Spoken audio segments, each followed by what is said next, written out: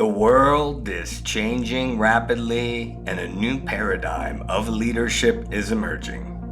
A way of leading with more heart and soul. And on this fifth season of the Vulnerable Power Show, we share the practical insights, leading edge skills, and potent wisdom to equip you for this future paradigm unfolding today. Learn from visionary leaders, spiritual entrepreneurs, innovative founders, all who have done the inner work and soul searching to transform and step up into their calling and mission, leading with their vulnerable power.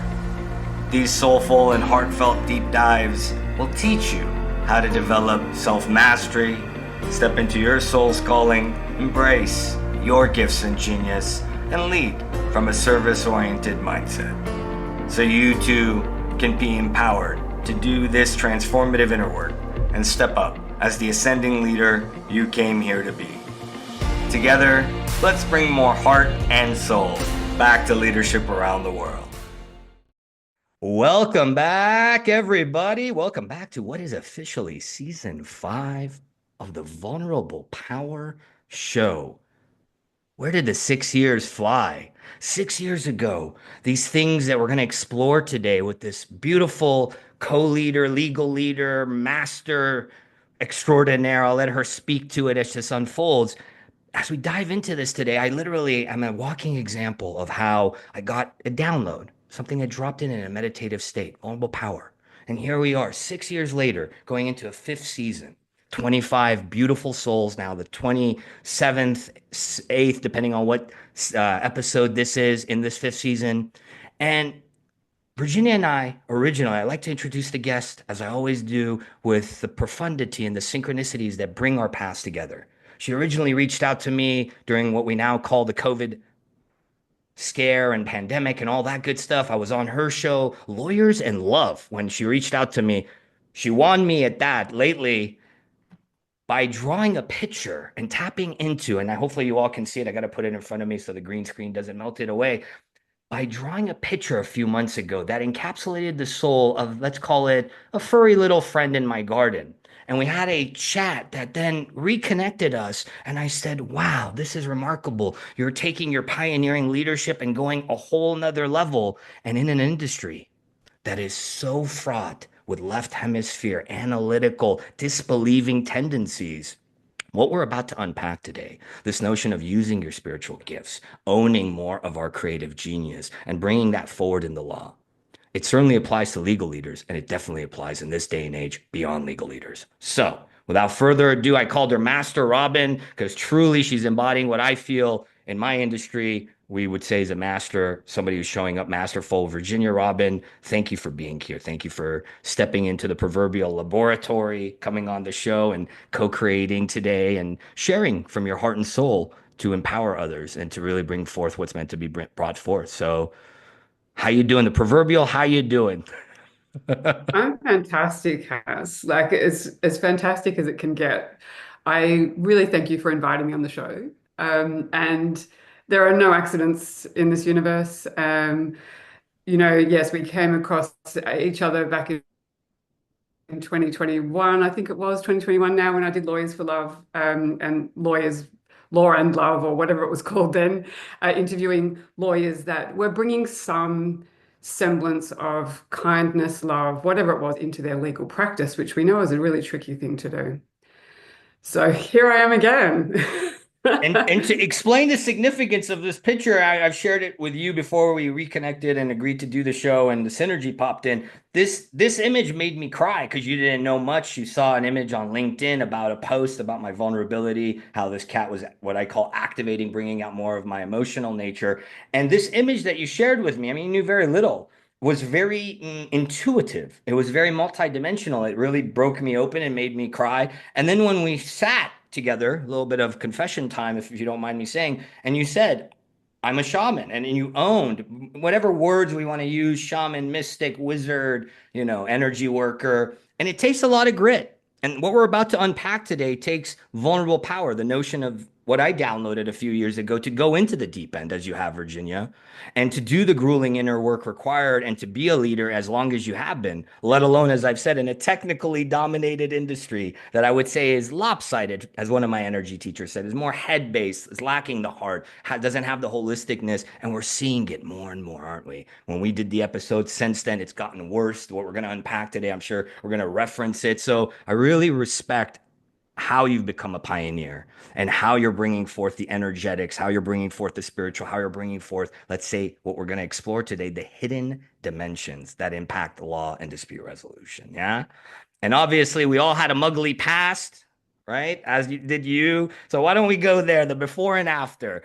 How your legal background kind of shifted to what you do now, the proverbial unpacking on the timeline of how you really stepped into it. And I would say maybe even going back, because you've been doing this Law and Love, the first book, the TEDx, for about a decade, probably 15 years, I'd say, if not more. So why don't we reverse, go back, rewind, not too far, go back a couple decades and go from there and then riff.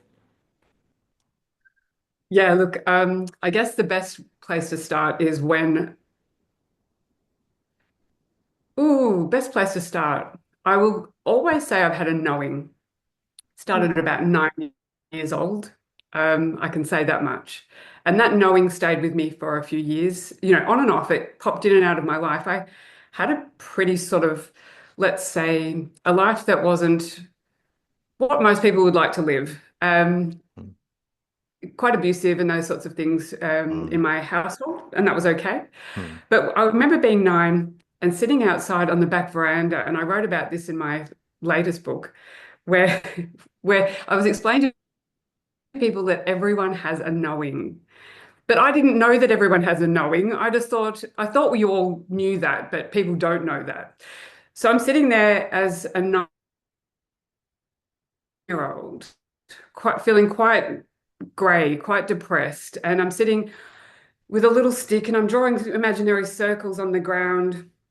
And this is, a key to knowing your knowing is get out of your thoughts. Hmm. And I'm drawing this circle on the ground, and my knowing said to me at that time, everything's okay. Everything's going to be okay in your life. And I'm getting tingles saying it now. And at that age, I just trusted that. Thought, yep, okay, no problem. Got on with my life. Hmm. Then at 14 years old, I was a grandma. It was a Mother's Day, and there were 4 generations of my family there. My great grandmother, my grandmother, my mother, and myself. And we're standing at my uncle's place in a seaside place in Victoria, and we're overlooking the water. It's a beautiful place, the Port Phillip Bay. And I looked out the window and I had another knowing. I thought, I'm going to live in a place like this one day. Now, they were quite wealthy. I wasn't. I was the exact opposite of wealthy. I trusted that knowing and just got on with my life again. And then it met me in about 1996, I think it was. And I found a little book, there are no accidents. I was working in a newspaper at the time. And there was a little book I came across in the newspaper's office. And this was not a book that you would find near the editor's materials. And it was called The Game of Life and How to Play It by Florence Scovel Shinn. That's a Now, many people deep, know this book. She that's a wrote, deep book. yeah, That's a yeah, deep and she book. wrote it in 1926. And I photocopied the book because it was only a small book and took that home with me. Hmm. And I thought, I know this stuff. I know this. Hmm. And it was very much about manifestation. And that was great. And so I looked at a house on the hill there and I thought, oh, I'm going to live in a house like that one day, knowing full well that, yeah, let go of the outcomes and things like that. Sure enough, I live in a beautiful house, like a mansion on the hill one day, overlooking the sea. I have a Ferrari in the garage. I had all the toys, Hmm. everything possibly desire, materialistically. So that was probably when I got to that point was in 2019, but I'll wind back to 2012. I had become a partner in a legal practice on the Mornington Peninsula, which is a beautiful place in Australia here. And I'd lived on the Mornington Peninsula for 44 years. I'm walking down the main street one day. Now I've got my suit on, I've got my leopard print heels. I feel like I've made it. I'm a partner in a law firm. Everything is coming up roses for me. go to cross at the pedestrian crossing, and I just trip up and fall. I fall down on the pedestrian crossing. There I am on my hands and knees, Hmm. feeling like an idiot, wishing the stripes on that crossing would open up and swallow me whole. And I couldn't move. A guy had to get out of his car and pick me up and get me off the crossing. I was that embarrassed. I was frozen. Talk about being vulnerable. That was vulnerable. That was a moment that was really, that was the pivotal moment. I went to my chiropractor because I'd really hurt my knees, and he said to me, "You need to go and do yoga for your bruised ego and knees." And I thought, no, no, no, no, no, no, no, no. I do Zumba. I'm a Zumba girl. I don't do yoga. What is that? That's like watching paint dry. Like, ooh. This is in 2019. 2012. 2012. Okay, 2012 that okay. happened. 2012. Sorry. Yeah. Okay. Yeah. I was winding back Yeah, a that's little right. bit The for 2019 is when you had manifested it all. So this is good, kind of yeah, this is when I kind between. of got to the pivotal, the next pivotal And moment. kudos to you, by the way. I know you're at 2012. By 2019, to use the law of manifestation that Shim talks about as somebody in that early 20th century, to do that, hey, hats off to you. Keep flowing. So 2012, bruised ego, yoga, Yeah. Zumba girl. Yeah, yoga. So yeah, look, I dutifully go along to this yoga class, and I don't know, something was there, something incredible. The teacher even said to me, "Have you done this before?" And I thought, "No, I've never done this." I was wobbly and thought, but there was something there. I could feel something, and I thought, "Oh, like any good lawyer, I thought I need evidence. What is this thing I'm feeling? What is this? I need to know more."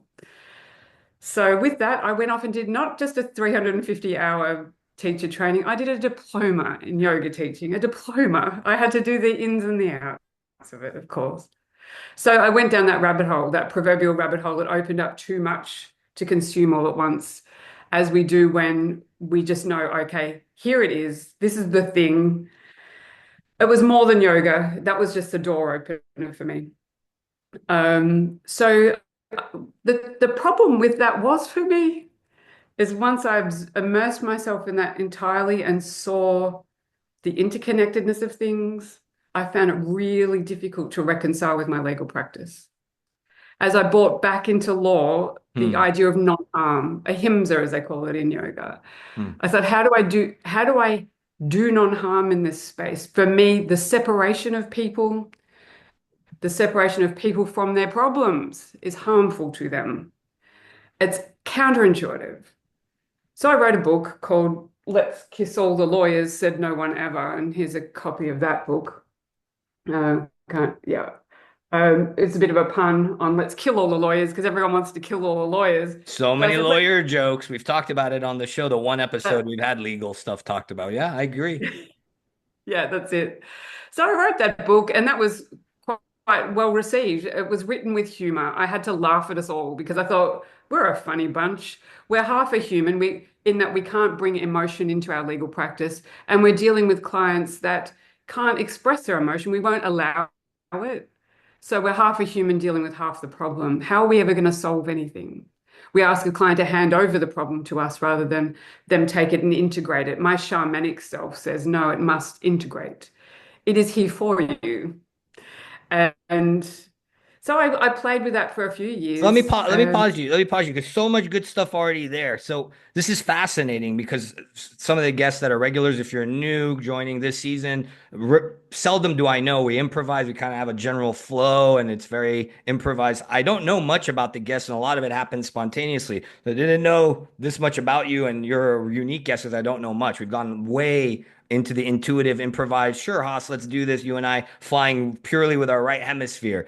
It seems to be, and this is the theme that is, I sense, going to keep coming out, with all the research on highly sensitive people, with all these ancient teachings of there will come a time that these indigo children, rainbow, you start to consolidate, as my thesis, that there is a subsection of 8 billion people that are highly gifted, extrasensory, let's call them highly sensitive. I say extrasensory. And this knowing you're talking about is not only unique to you, it's unique to me, to everybody I've worked on as a client, as a practitioner. There seems to be a remembering, and the thing I wanted to highlight in what you're already saying is the closetedness, how we're all in the closet. It's taboo to talk about, whether it be cultural, and then you add the legal culture. You're already highlighting it. So that's really remarkable because that's something that I really wanted to flush out, and it feels inspired to bring out. And you're already touching upon it. There was a knowing I've had since 9 years old, highlighting your spiritual giftedness, I'd call your extrasensory capacities. Then it feels like it's really been a remembering, right? This yoga instructor and other people before, as you highlighted already, saying, hey,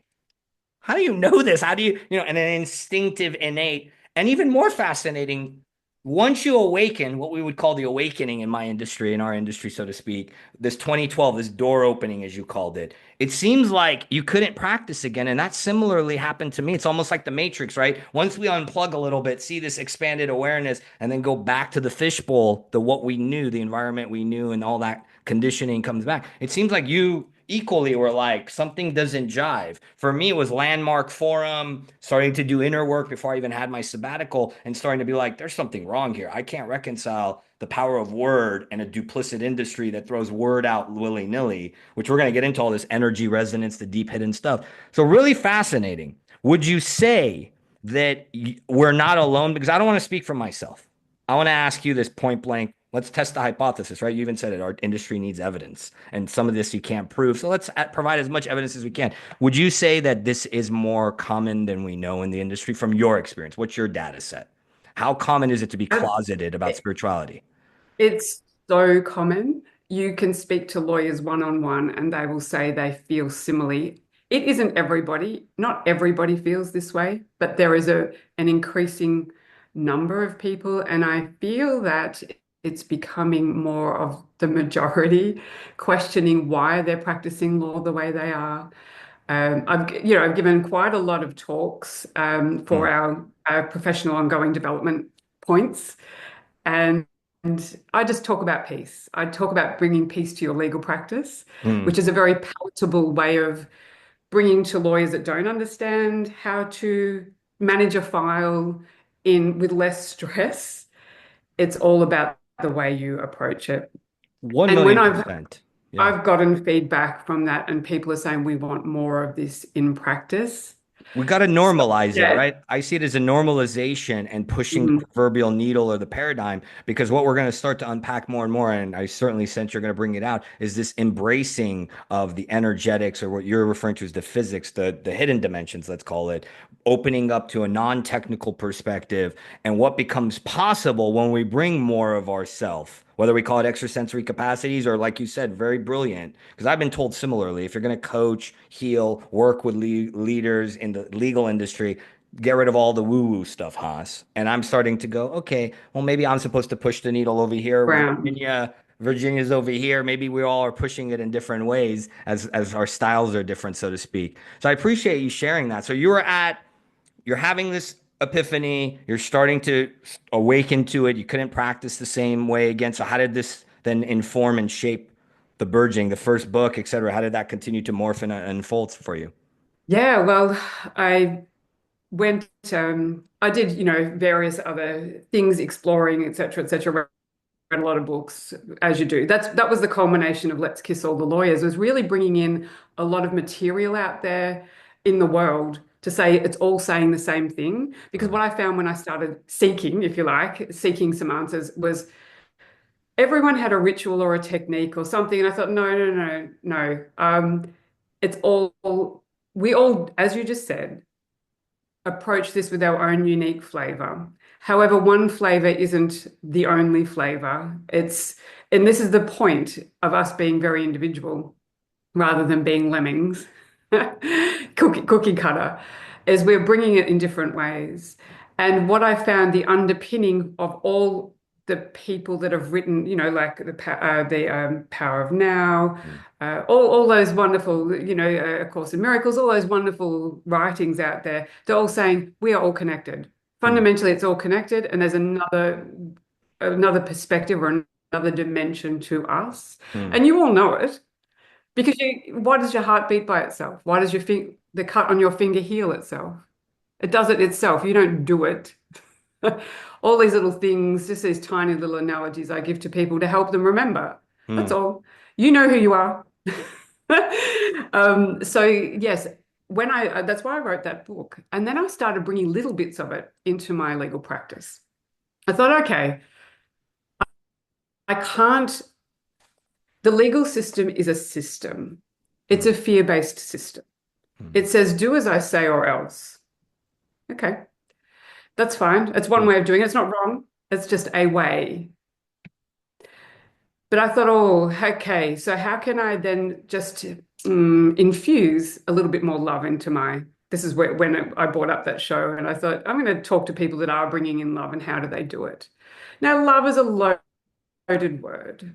It's the L word that's not used in law. I think it's only used in one place in the common law, and that was in the snail in the bottle case, where it was Lord Atkins said, You "Love thy neighbor." actually, hold on, you actually went, I'm so lawyer of you. You actually went into case law to find the only instance of published law referencing love?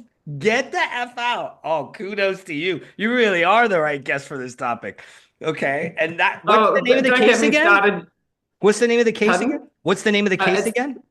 Stevenson and Donahue. It's colloquially known as the snail in the bottle case. Interesting. But Lord Atkin was talking about love thy neighbor, which of course is a biblical term.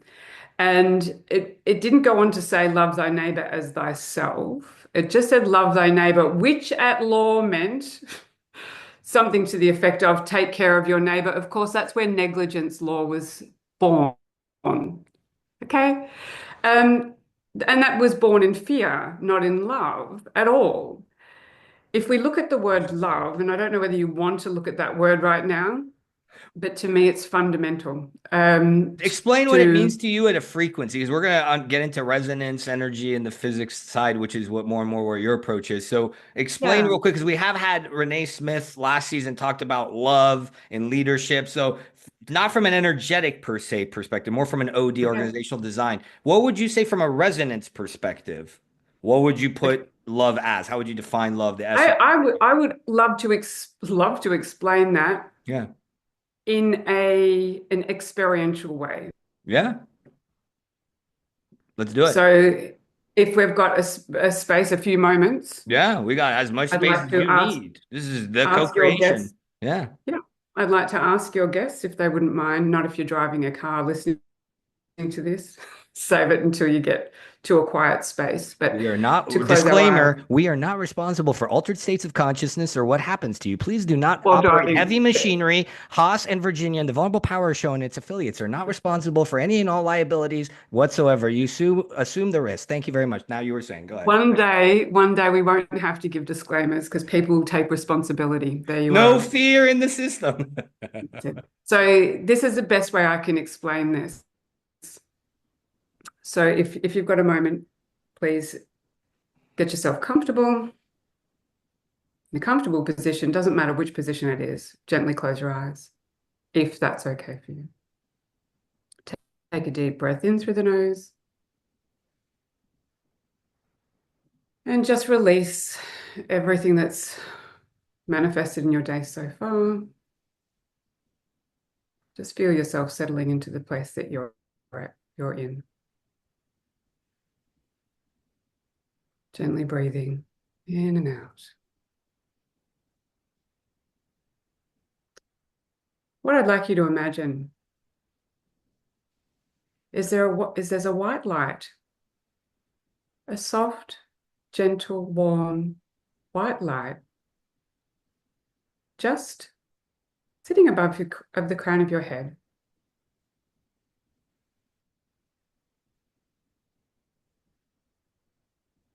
That warm, gentle white light slowly descends through the top of your head and it lights up the inside of your head. It moves down, it's lighting up your throat, moves down further into your heart space, gently warming your chest area. That warm white light now extends all the way down your arms to the tips of your fingers. It moves down your torso, down the tops of your legs, down your calves, all the way to the tips of your toes. You are now full of white, warm light. Feel that white, warm light as it settles into your being.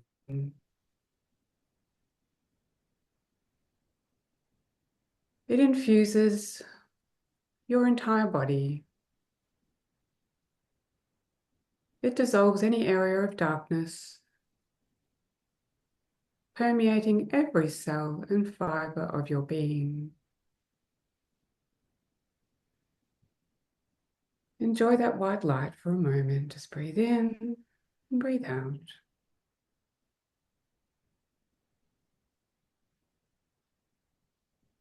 Now, allow that white light to expand. It moves through the pores of your skin, outward, surrounding your body, blanketing your body, enveloping you in its warmth. That white light now comforts you. Feel it on the outside edges of your body. It's within your body, permeating outward.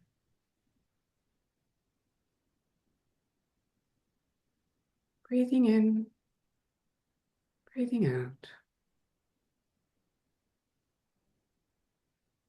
Now, imagine the edges of your body dissolving, softening as you float in that warm, white light.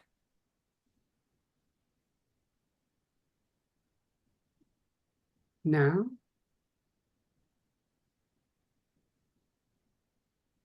feel yourself become the warm, white, loving light.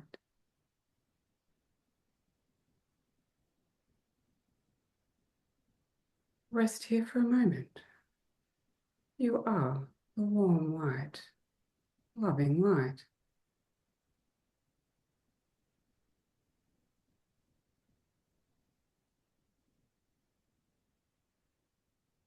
When you're ready, gently open your eyes.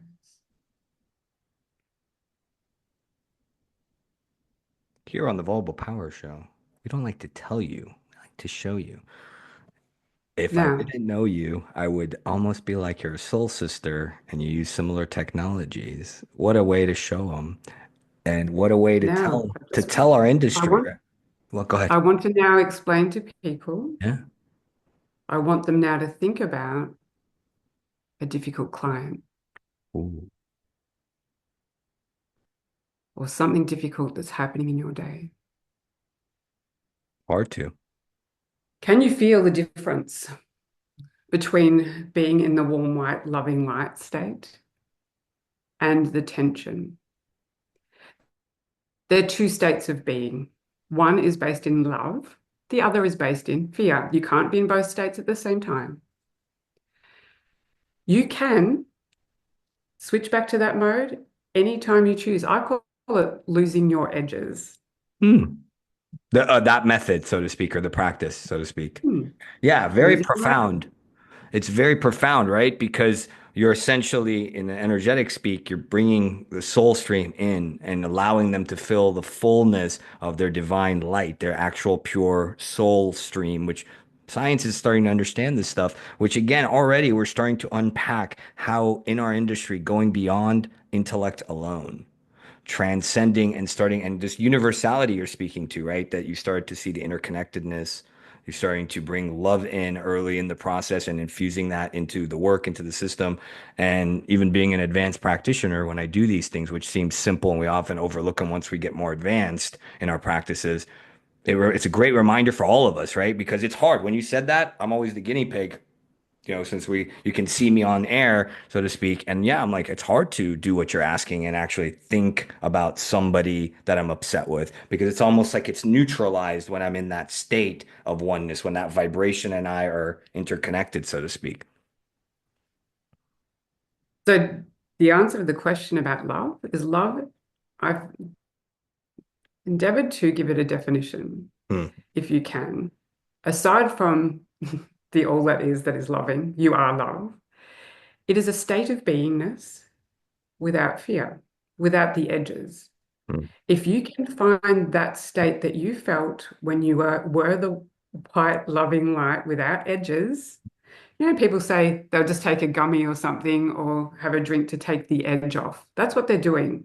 Yeah, that's a good state to be in, but you don't stay in that state. It's not sustainable. Well, it's That's why people, synthetic, not self-sustained, not actually organically driven, let's say, promulgated. So the there's nothing resilience wrong is with not any of there. it. Well, no, yeah, There's nothing nothing wrong. wrong What with it. you're highlighting a point I was intending to get to, and here we are. It's so much of a boon in our industry now, right? Because it's getting all the stats are getting dire. You're seeing resiliency, well-being, mindfulness, self-care, all the things, coaching initiatives in law firms, at pro-am law firms, and it needs to go beyond that because that's not really shifting the needle as I see it. And I'm maybe going to be controversial in saying that.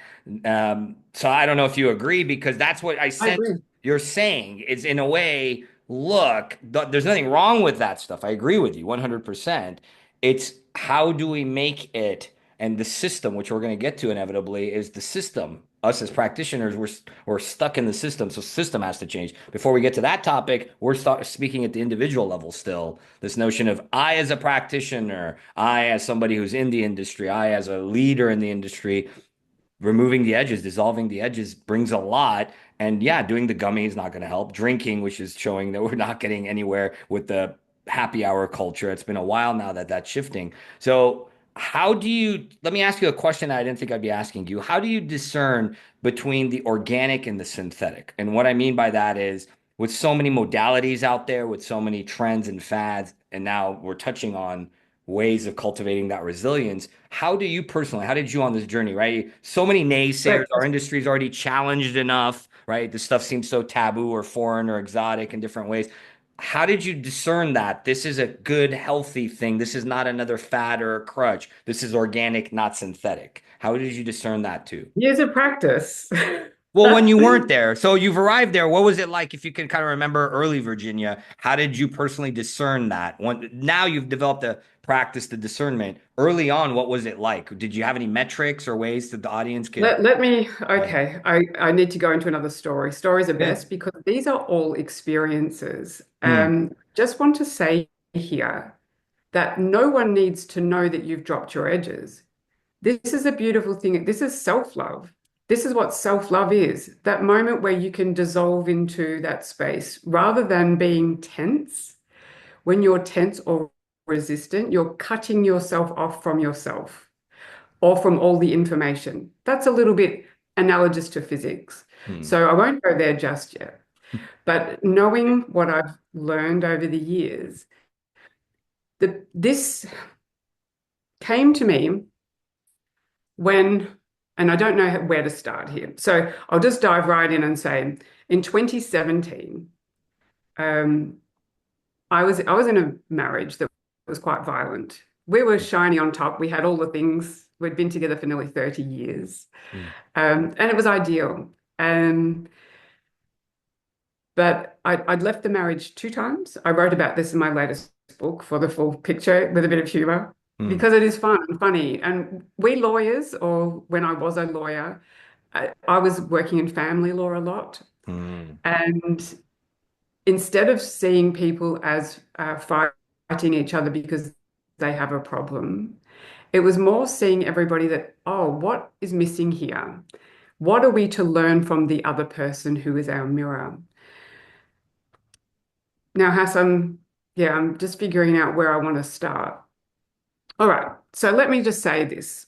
I, from a practical point of view, I left my marriage in 2017 in fear. I was faced with the potentiality of death by leaving. You Hmm. know, that happens to a lot of people in domestic violence situations. Hmm. But I decided that it was time that I went, and so I left the marriage. Mm. There is no blame, shame, guilt, or anything here. This is my whole principle. I laugh when I say it. I'm just going to sidestep here, that I went from the world of right and wrong to the world where nothing is right or wrong. What There is is it? nothing, there is nothing good or bad, but thinking makes it so.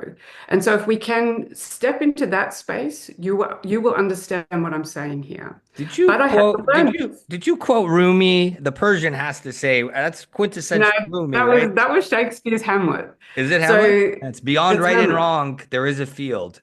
I'll meet you Yeah, there. that's right. I'll meet Yeah, you there. That's yeah. Rumi. That's That's what. right. Yeah. So So you're quoting Shakespeare, synonymous. yeah, Yeah. yeah, and Rumi. I mean, it's not a secret. It's just one we want to overlook. Mm, And of course, working in the world of right and wrong, it's very difficult to live this different way. mm. So I left that marriage in my state of being was, and this is what I'm talking about. It only matters how you feel. It matters not what another feels, because systems are built from states of being.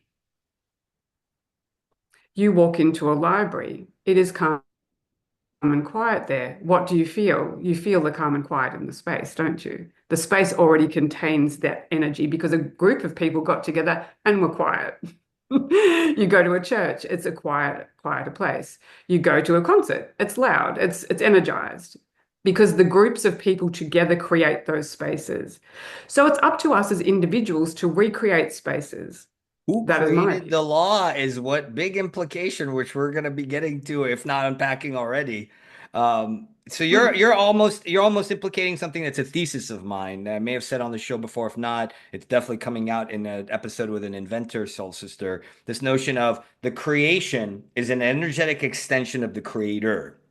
And so, by definition, what you're saying is whoever shapes and births the system, the finger, as mediators, right? We say, don't put your fingerprints on the resolution. It's all the same verbiage to speak to the physics and energetics, the hidden dimensions of the creation of a system, which law goes back what? Hammurabi, my people, the Middle Easterners, they have the Magna Carta in England and, which ties to your people in Australia. So, it really begs the question because I've studied jurisprudence, which you and I have started to intersect on this. Oh, I didn't know you were writing on the rule of law recently, which we'll unpack on this show perhaps. And so it started to go, oh, maybe this is another intersect. I didn't think we'd be talking about it. Here we are, audience, is where did the origins of the codes for the law come from, the systems? Because a lot of this, which we'll have to unpack more. So it sounds like that's what you're speaking to more or less, right? I mean, it's this notion of this was birthed by an institution, was birthed by people and the founders of that system. Nobody's ever bothered to look under the hood and go, hey, legal system, who created you? And we have jurisprudence and theories on recidivism and retributionism and all the ways it started. I don't think anybody's ever been like, where did it go wrong? And was it devised this way? Did the divine law come down this way? So let's playing around it since we're already in that tangent. What's your thesis on that? Where because I know you're writing a book and publishing and working on a peer review thing that you mentioned leading up to the show. What's your as to unpack it even more as we unfold it? How do you relate to Yeah, that? let's go there. I think that's probably a great place to go because Okay. I've been contemplating the rule of law for some time. And of course, we have a lot of conjecture about that. It's people saying the World Justice Project said the rule of law is in decline, and it has been for the past 7 years, more so since COVID. Then we have people recognizing that the rule of law is disappearing, and they call it the reason for this corruption. Fine, whatever it is. But that also there are people that wanting to bring it back. Bring back the rule of law, uphold the rule of law. Okay. I have been reading a lot lately on the rule of law.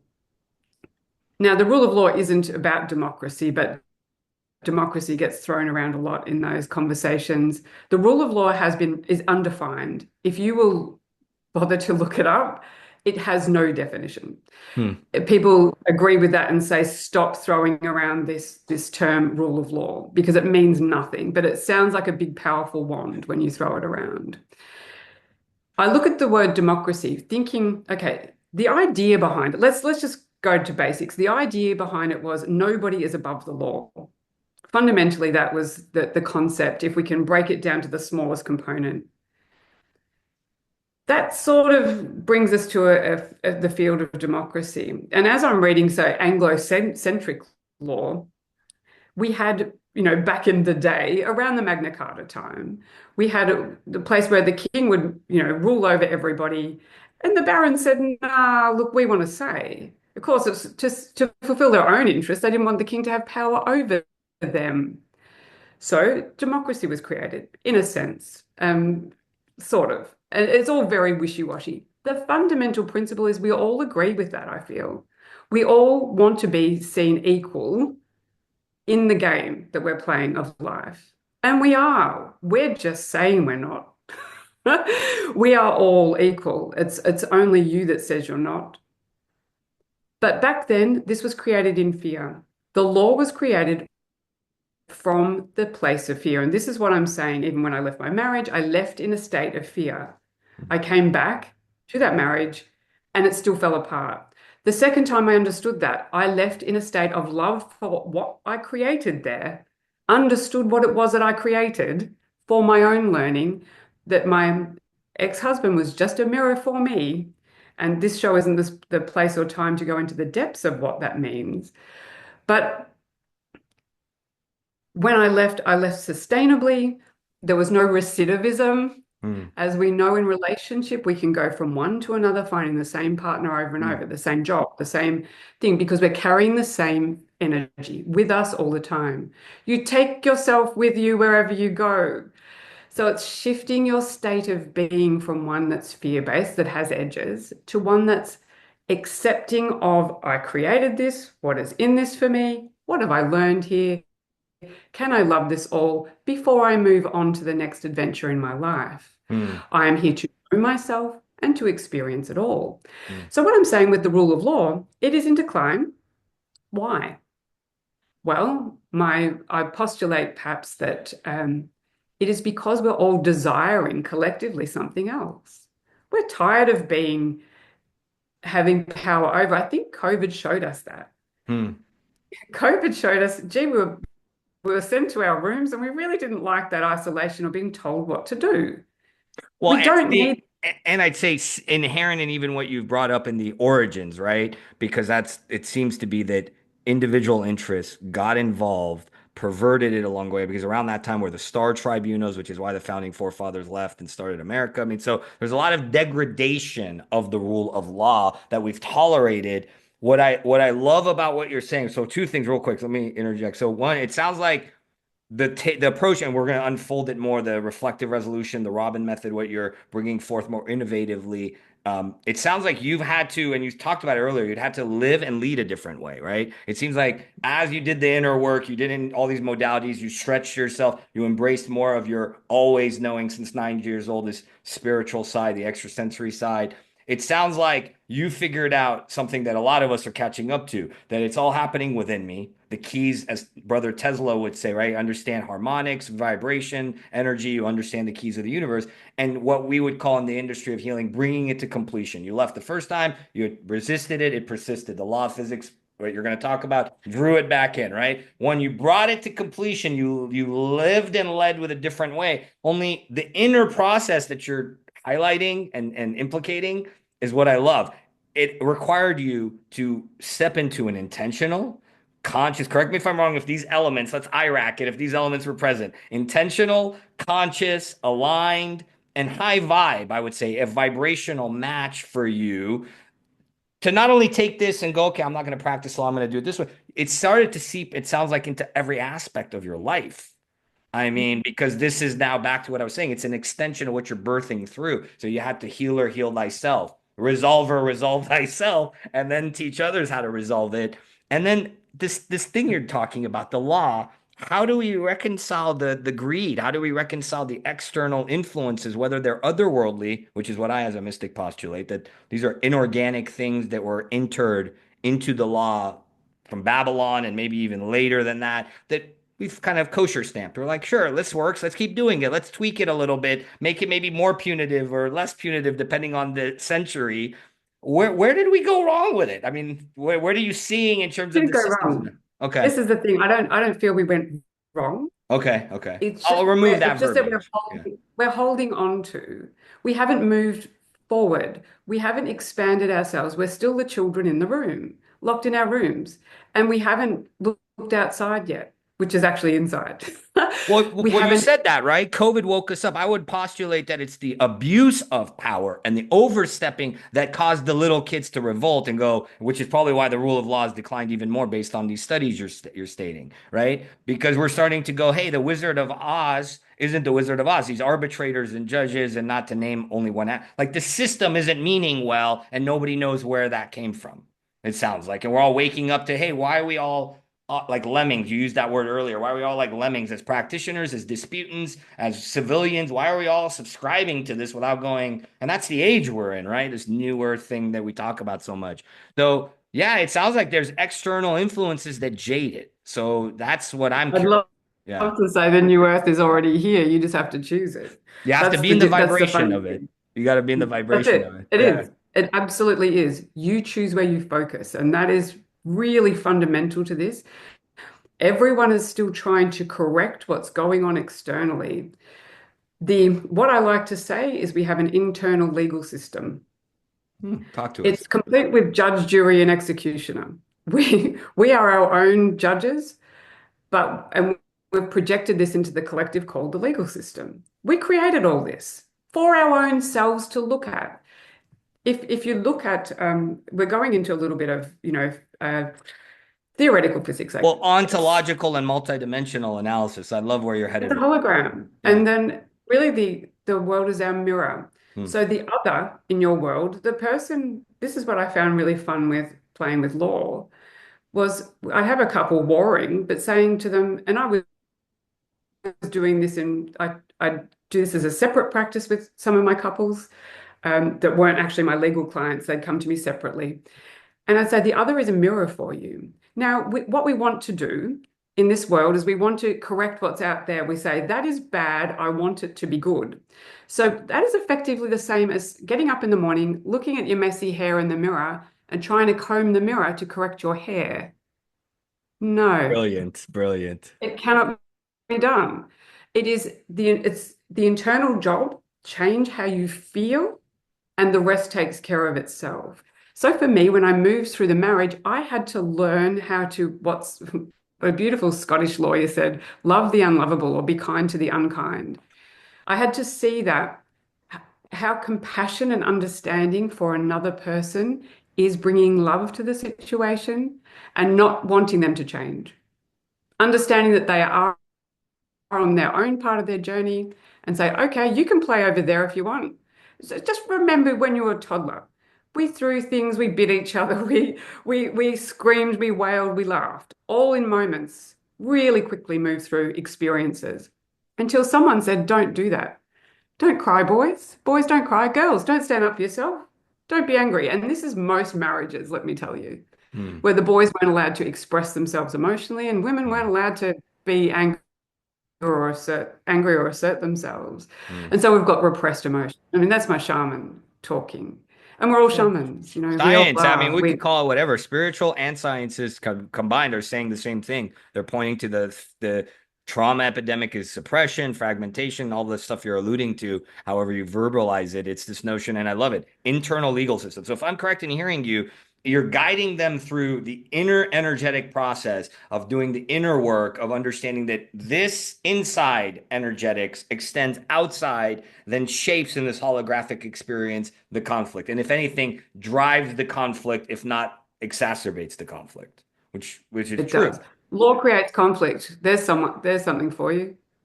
Are you saying that the system, the way it's designed, is that what you're saying? Is that It's what because we've got fixed rules that are punitive. So we all want to manipulate the story so we don't get into trouble. We don't feel guilt, blame, or shame. Guilt is such a wasted emotion. Hmm. It doesn't do anything for us. It you are doing what you're doing because you feel better in the doing of it. So We are all moving I see a big toward problem. love. I see a problem here in the system now now that we're starting to troubleshoot it, because here you're saying the vital thing which you haven't highlighted, I'm going to highlight it as I say it, how you feel is the key of all of this. As a leader, as a practitioner, as a legal leader, as a disputant, as a civilian or a lay person, whether you're a practitioner or not, or a mediator, And in our industry, we're taught to issue rule analysis, not issue rule analysis, feel conclusion, right? There's no space, hence the lopsided, what I teed up, why I feel the work you're bringing forth is pioneering and brilliant, because I didn't know you were doing this. I'm like, wait, this is what I was doing before I stopped practicing that way, because I was focused on naturally being extrasensory, embracing my gifts and bringing it forward, which is what you're doing more and more. It's fascinating to see that people don't know this is an option. And it's also fascinating to see lawyers don't know this is an option. And we're all kind of in this snake eating its own tail, Aurora Boreas, right? Bec Yeah, yeah, we're not that's taught it. it. I'm seeing it more and more, right? Because it's not, it's, especially in our industry, we're not taught to highlight feelings. We're not taught, let's feel. That's what Annabella, who I They're work, forbidden. say that They're again. actually forbidden. Well, They're yes, forbidden. yes, yes. I feel like that's What where a what a Annabella on her episode is brilliant going to talk about what a that. brilliant method of control. Don't let people feel. Well, you're back to implicating what I'm saying is that there seems to be, I'll call it otherworldly, almost like a demonic influence on those that created the law, then some egoic influences, greed and corruption, and all of that seems to have seeped through into what I call as an engineer, the codex of the law. It seems like the system is only as good as how you program it. Let's use coding language. And so it seems like the people that created this, like the Matrix, the coder, it didn't come out the way it intended, and somewhere along the lines other coders got involved because you keep going back to fear. Yeah, I agree, we're fearful, the inner child wounding, and societally we're programmed to be like little kids, like you said, have an authoritative fear and be like lemmings. It seems like, yeah, the key to this, as you keep bringing out, is feeling, is the feeling is going to help the practitioners, and the feeling is going to help the disputants. And you have the choice. That was why I took you through that exercise in the beginning. What people say is, oh, I'm in love with that person. That person made me feel love. That person did nothing to you. They can't give you love. They can't take love away. Love arises within you as a feeling. That's the only thing you have control over on this planet. There are some other things you think you can control, but hey, stepping into the world of futures, which I've recently done, is quite fun because they talk about probability and things like that. You are in control of the next moment in your life by how you feel right now, and you have the power of choice. Vulnerable Power Show, the power is the power of choice for me.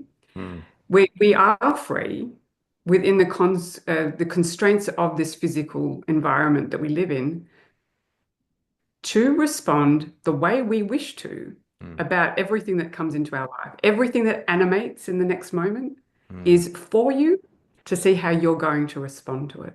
And that string of moments equals your entire life. Hmm. So, how do you want to get to the end of that life and say, oh, gee, I was pretty stressed every moment waiting for the good times to come? Or did I just start? I think I'm just going to start feeling good now and see what happens. Why not? Well, well, You well, are the you said, creator of your reality, whether you know that or not, and whether it sounds woo-woo, it actually is a thing, and physicists are showing it to be the case now. so two things. You One, animate your reality. those two things, pausing real quick. So one is you said it's divorce, right? I co-founders, I mean, so many high stakes litigation in business, corporate, which is almost like a business divorce, which was one of my specialties.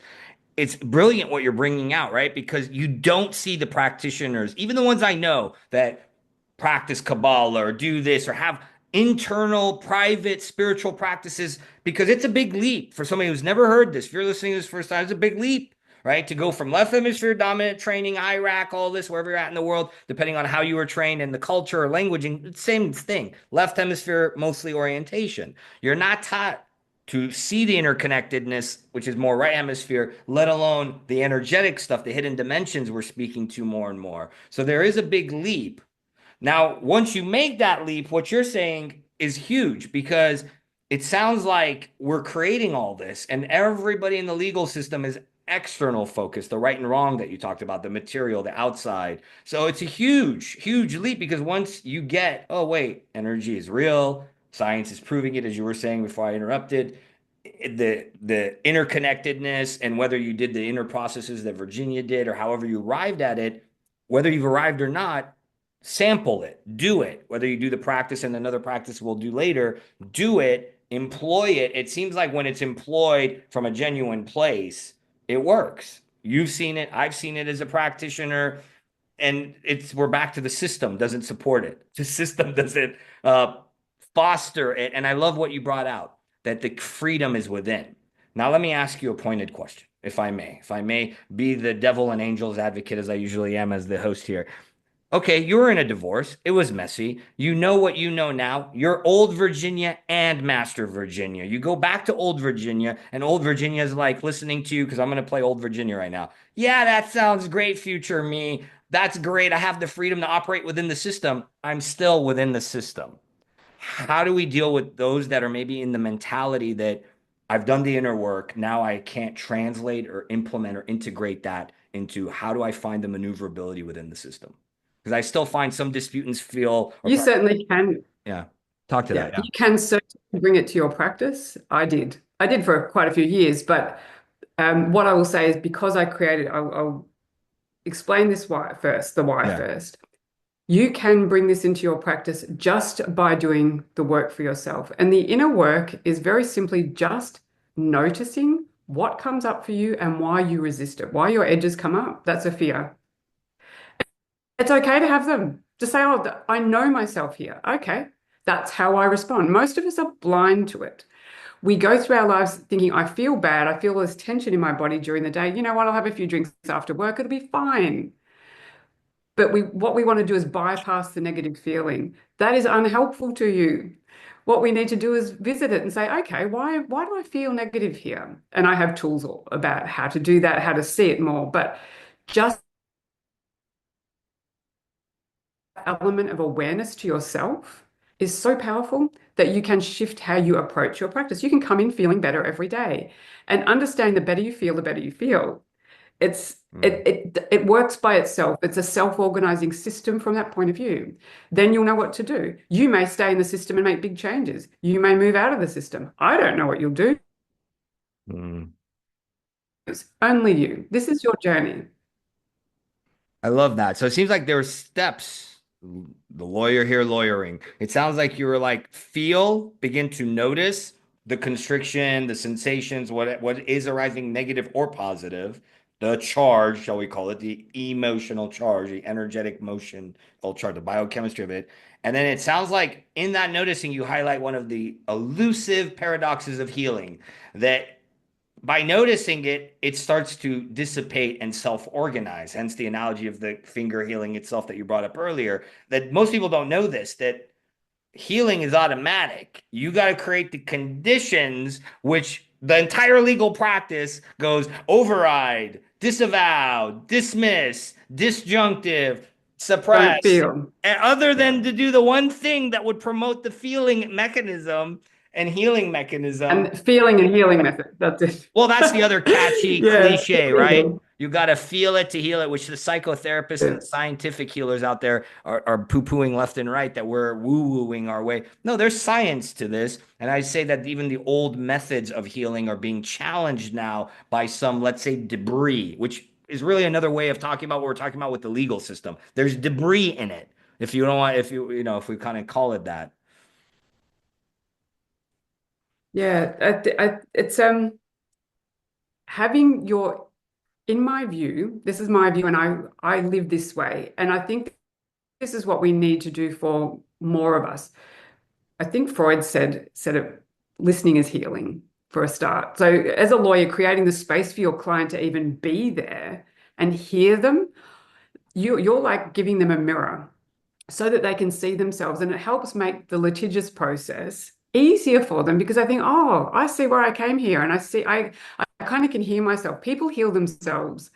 You don't need to do much for them, but hold the space rather than controlling their directions and things like that. Of course, you're giving them law. That's what they came to you for. But you can do more than that by holding the space. But yeah, what I feel is you're here to have an experience, to know yourself. And so when you have a negative emotion, it's like saying, oh, who am I here? Who am I here? How do I respond? It's not good or bad. We've judged everything as being good or bad. It's not. It's just an experience. You can't get it wrong. It's a beautiful way of seeing the world. You brought up And look, I'm not yeah. perfect at it. I just do my best and find my center as much as I can. You brought up another point of somebody else who'll be coming on the show this season. Marcia works at the Deep Living Lab, and she said this to me once a year ago. I was taking a course with them, which was oftentimes as coaches, let's say healers, will apply it to this episode, legal leaders and dispute resolvers. We find ourselves our ego is coaching their ego, and we're actually in an ego session. It sounds like when you said what you said right now, that's what clicked in my head. It sounds like what you're speaking to is more often than not the legal model, the lawyer model is not there is a model out there. I think Shapiro wrote the book The Lawyer as Counselor at Law. It seems to be what we're dancing around or speaking to in a way is this notion of, well, the lawyer must do things. They must litigate. And so there's a lot of ego driven, left hemisphere technical mind. So then everybody seems to be trained and conditioned, whether they're a lawyer or a mediator or arbitrator. I got to go in there. And so it seems like system wise, we're bringing egos in, which then brings in ego, and we're not healing or resolving or counseling or even litigating effectively because now we're seeing outrageous stuff there. It sounds like what you're really saying is if you get yourself out of the way, if you deal with your internal legal system as even a practitioner, then as well as coach, then you can really coach the practice. It sounds like that's what you had to do. You had to internally deal with all these injustices, polarization, this inner legal system. Then you became an equanimous, what I would say, an equanimous resolver. Then you can show others. So there's none of this ego interplay. Does that bring a fair encapsulation on what you're bringing forth? It's It's Dr. David Hawkins. He said basically the level of consciousness of the practitioner, and he was talking about medical practitioners, is translated to the outcome. So whatever level of consciousness you're bringing, and I don't like to use the word level, I'd rather say expanded or contracted. It's like fear or love, one or the other. If you're bringing love to the situation and you've dropped your edges when you have a client in front of you, you're going to give them more. They're going to feel better in your presence. And that's a gift. I had that with my clients. But as as what are good words to say here? I create my own reality. What Hmm. happened to me in 2020, 2019, 20 is a whole lot of stuff. I left my marriage finally. I sold my legal practice. I moved into state. I literally live in paradise Hmm. and I'm doing the work that I was designed to do. Which is And what, if you were to put it into words, how would you define what your I'll call mission to? myself now a legal futurist, Okay. showing people how to work with different laws, and they're the laws of nature, really. They're physics. So the law of nature, we are natural beings. We Hmm. are all energy. There is no question about that. We're interconnected. I mean, there was a Nobel Prize won in 2022 to say that everything is connected. Hmm. Um, it's unquestionable now, and the science that's coming out around this is only just saying what we already know. And this is what gets me about science. It just describes what we know rather than what we know. We know this. Thank you, left hemisphere of the collective, for finally catching up with the right hemisphere. When you say, I know you're not done, real quick. When you say edges, is it fair to kind of bring a tangent here that keeps coming forward in my field? Edges seems very masculine. Edges seems very technical. Edges feels very left hemisphere dominant. And circles, which is funny enough, what you mentioned you were drawing as a little shaman 9 year old, is right hemisphere, right? The feminine operates in circles in a way. So it sounds like a lot of it is we're trained to be edgy, to use that metaphor, and our energies tend to be more analytical and masculine. And energy practitioners that are listening will understand what I mean by that. And it sounds like what you're proposing, and we're getting into natural law, and even natural law is fluid. It has edges. It tends to be more circles, more waves. You see more spirals in nature. You rarely see edges. Electromagnetism. Yeah. Is I, that I is that work another? So it's almost like bringing more divine, holistic understanding to the law, and more and more. I mean, you're bringing some very leading edge physics and energy sciences forward, as well as bringing forward a more holistic understanding. Is how I look at it. let's imagine you are pretty well electric, everyone. They measure brain waves with, your EEG or your ECG, your heart, all these electrical impulses in the body. So you are electromagnetic. You can feel people in your space. So these are very practical things you know about. So imagine a dimmer switch. A dimmer switch turns up the resistance in the electricity flowing through to a light bulb so that the light dims. Every time your edges come up, the information coming into you dims. Mm. Just letting you know that. That's a great analogy for me. So thinking I'm blocking out what I could Brilliant. know um, from if you think trying to really hard to think about that your password that you forgot, and then you let go of everything and you go and do something else. Oh, the password drops in because you let go of the edges. The minute you start thinking, your edges come up. You block the flow of information. You are that. Try it out. You go outside in amongst the trees or to the beach or go for a walk in the park, and suddenly that thing you've been trying to think about comes to you because you have dropped your edges. Mind you, there's no negative energy in nature. That is why we often get great ideas outside in the forest or walking in the garden or feet in the grass, doing the other thing. There's no negative energy there. So you're not resonating with it. You are like a tuning fork. Mm. Now, before you keep flowing on the natural law, this is all, I mean, I was going to ask you this earlier, and now maybe is because it's dovetailing organically. You didn't go back to the law. Now we're seeing well-being, resilience, all the stuff I said. It's hot, and everybody's marketing it and gearing it and positioning it towards From a place of fear. performance and impact. Fine, that's fine. Let's stay in that box. We're materially driven industry, results oriented, outcome attached. Got it. Let's stay there. We know there's more to it. For now, did it, presuming you had continued, can you definitively say there were pragmatic benefits of all of this esoteric training, embracing your energetic gifts, remembering it, all the stuff you're teaching us? Obviously, I can see the benefit. The Completely. audience gets. Can you break it down more cogently? What would you say if you went back to practice? What up levels would you have experienced practically? If you can start to define Oh, performance, fulfillment, impact, how would those buckets have been I had, improved? yeah, Yeah. I had that before I left. That was all happening for me when I left. Okay. Fundamentally, it was very easy to come to work. I wasn't bothered by what anyone else was doing. The opposition wasn't triggering me. I wasn't flustered. Um, my bottom line was great. I got the files I wanted. I was able to reject clients that didn't resonate with me. You know what I'm saying. So Sometimes we take on work that we don't need. even before the tumult, these are all benefits that you experience applying these Absolutely. things before you start to apply them in new ways and even deeper into your life. You're saying And all you this was already happening. and you find that your clients they're changed by your beingness, and they're grateful. What's the A lot of us are ROI? doing What was the great work in ROI law like? anyway, but What was the they're, ROI yeah, like?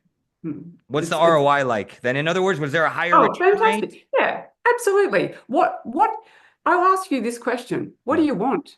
Hmm. What do any of you want? Hmm. Ask yourself that question honestly. Hmm. This is a big deal. Everyone in the world is like, I want my law practice to be successful. I want my husband to be nice. I want my children to grow up successfully. I want my holidays. I want this. I want that. Then I'll be happy. What do you actually want? And what do you want right now? Hmm. For me, it was I just wanted to feel satisfied. I Hmm. feel that that's everybody on the planet. So just start feeling satisfied So and come so from it will happen, completion. happen. Is that what you're suggesting? What I would say, and my teachers taught me, come from completion. Don't wait and say, because that'll attract scarcity. It's almost like very subtle, the profundity of what you're suggesting energetically. Because if you keep saying, until this happens, the universe will until and will not bring. It says, I am in a state of lack. Please give me more of that. So then again, you're back to highlighting the feeling. You started to feel the completion. Once I get the material, the husband happy, my practice is back, I'm back in the black, all this. You're saying come from already having that vibration, that feeling, that vibrational state that's very much science is catching up to will then give you, and we have it backwards. Is that correct? Absolutely. You'll never get there by wanting to get there. You get there by being there. And so what happened for me is that I was feeling that total state of total satisfaction, despite what was going on in my life was falling apart because of Well, because you my had an incomplete well, it was actually intention. going to fall apart at that point. So you're going to meet some undoing from that Well, place, I would knowing that pause for 1 second. I would say there, if I can put my lens of a practitioner on, I'd say you had an incomplete intention. You focused your intention on only the material and the practice, and you left. God is funny. The universe is funny. I call it the four. Remember the contract law, the four corners. If we don't specify the intention, the universe is the ultimate loophole filler and fills in the blanks. So you didn't specify, I want to be satisfied. Let me guess. I'm gonna venture and guess. Did you specify Old Virginia? Did it specify I want satisfaction here and everywhere? Or did it miss and incompletely not mention what you want your personal life to be? Because I'm picking up there was like a focus, and that's where we got to be careful with we're creating this also. If my intention is only here, got to be careful because I may not get it over here. Is that fair to say that's what was happening? Is that a fair encapsulation or no? for me, it was I learned how to find the state of being called satisfaction. Okay. So I was living from a place of satisfaction. With that will then come some undoing, things that no longer resonate with that state of being, which meant that I was divested of my legal practice, my marriage, and I moved to interstate. I Hmm. now live by the sea. I get to beautiful beach walks every day. I live in what I can call paradise. I do the work I love. Hmm. It matched what my vibration was, my overall feeling. Interesting. I then animated satisfaction. It doesn't end though. You have to keep playing in the field. Things keep coming up for you in life. Life is Hmm. beautiful like that. You get delivered. It doesn't mean you are sparkles and unicorns. No. It means that whatever's coming into your reality, how are you approaching it? You might, and it's not bypassing the negative. It's like, oh, I felt, oh, I didn't like that. Hmm. Why not? Well, I didn't prefer it. I'm not out to turn a Brussels sprout into a tomato. I'm just out to wait for the tomato to turn up, and be satisfied. Oh, that's just a Brussels sprout. It doesn't mean anything to me. Instead, I could hate on it. I could try and correct it. I could use all these edges Hmm. to not be in life's flow anymore. But I was perfectly in life's flow. Be aware that, yes, I was learning how to stay in the state of satisfaction. And by being there, the universe, if you like, corrects the external for you. I now manifest the external to Hmm. match my internal satisfaction, but some of that will crumble and it won't look pretty. And I feel that that's what's happening on the planet right now. So slow down. There are many of us that are Hmm. in this beautiful state, and we are starting to disassemble what we didn't prefer. That's all. We're recreating something we actually do prefer. Which we do like. So if I'm understanding the mechanisms of the energetics of what you employed, what you're saying, and thank you for the response of of what I was probing, is this notion of because you asked for satisfaction, you got the satisfaction up until that level, then you outgrew it energetically and vibrationally. So the universe is like, okay, now these things are no longer matching where you're headed with the higher level of vibration of satisfaction, even more expansive satisfaction. So I'm going to cleave these things away, which is why I always tell clients be careful what you manifest because change is chaotic and it's going to be in your highest good. And our mind may think one thing, and obviously, as you said, it was guiding you in a different direction, which can seem painful because we have to let go of those attachments and outcomes. And then it seems like, yeah, you grew into an even more expansive level of satisfaction, which required you to outgrow and let go. So the pain seems to be organic in the growth. Is that an accurate Absolutely. encapsulation? Yeah, growing pains. We do need to go through, as it said, no mud, no lotus. Hmm. You do need to go through these experiences. And I feel that if you don't fully experience what's in front of you in the depths of it, the good, the bad, the ugly, everything to do with one experience that you're going through, if you don't get to look at all sides of it like a sphere, Hmm. you will come back and keep having that experience until you get it, until you say, oh, actually, yeah, I understand this. I understand me here. I understand what I like about it, what I don't like about it. I'm not pushing it away. I accept it's here for me. Hmm. So go back to your flow that I rudely interrupted in an inspired way. The natural law, because you were speaking to, I'm a futurist, defining it, getting into the natural law, and then we paused and we went on these couple of tangents. So back to Yeah, this natural law, you were flowing there. Keep going there, yeah. which is really the laws of physics. I feel that we're all nature. We only in recent times have called nature as something separate from us. Mm-hmm. Uh, it is not. We are it. Hmm. So why are we not operating in accordance or understanding that law and working with it instead of trying to box up? It's like trying to hold back the tide. So Hmm. here's a nice box. We want to just put the beach in a box. And it doesn't work like that. Nature's so powerful.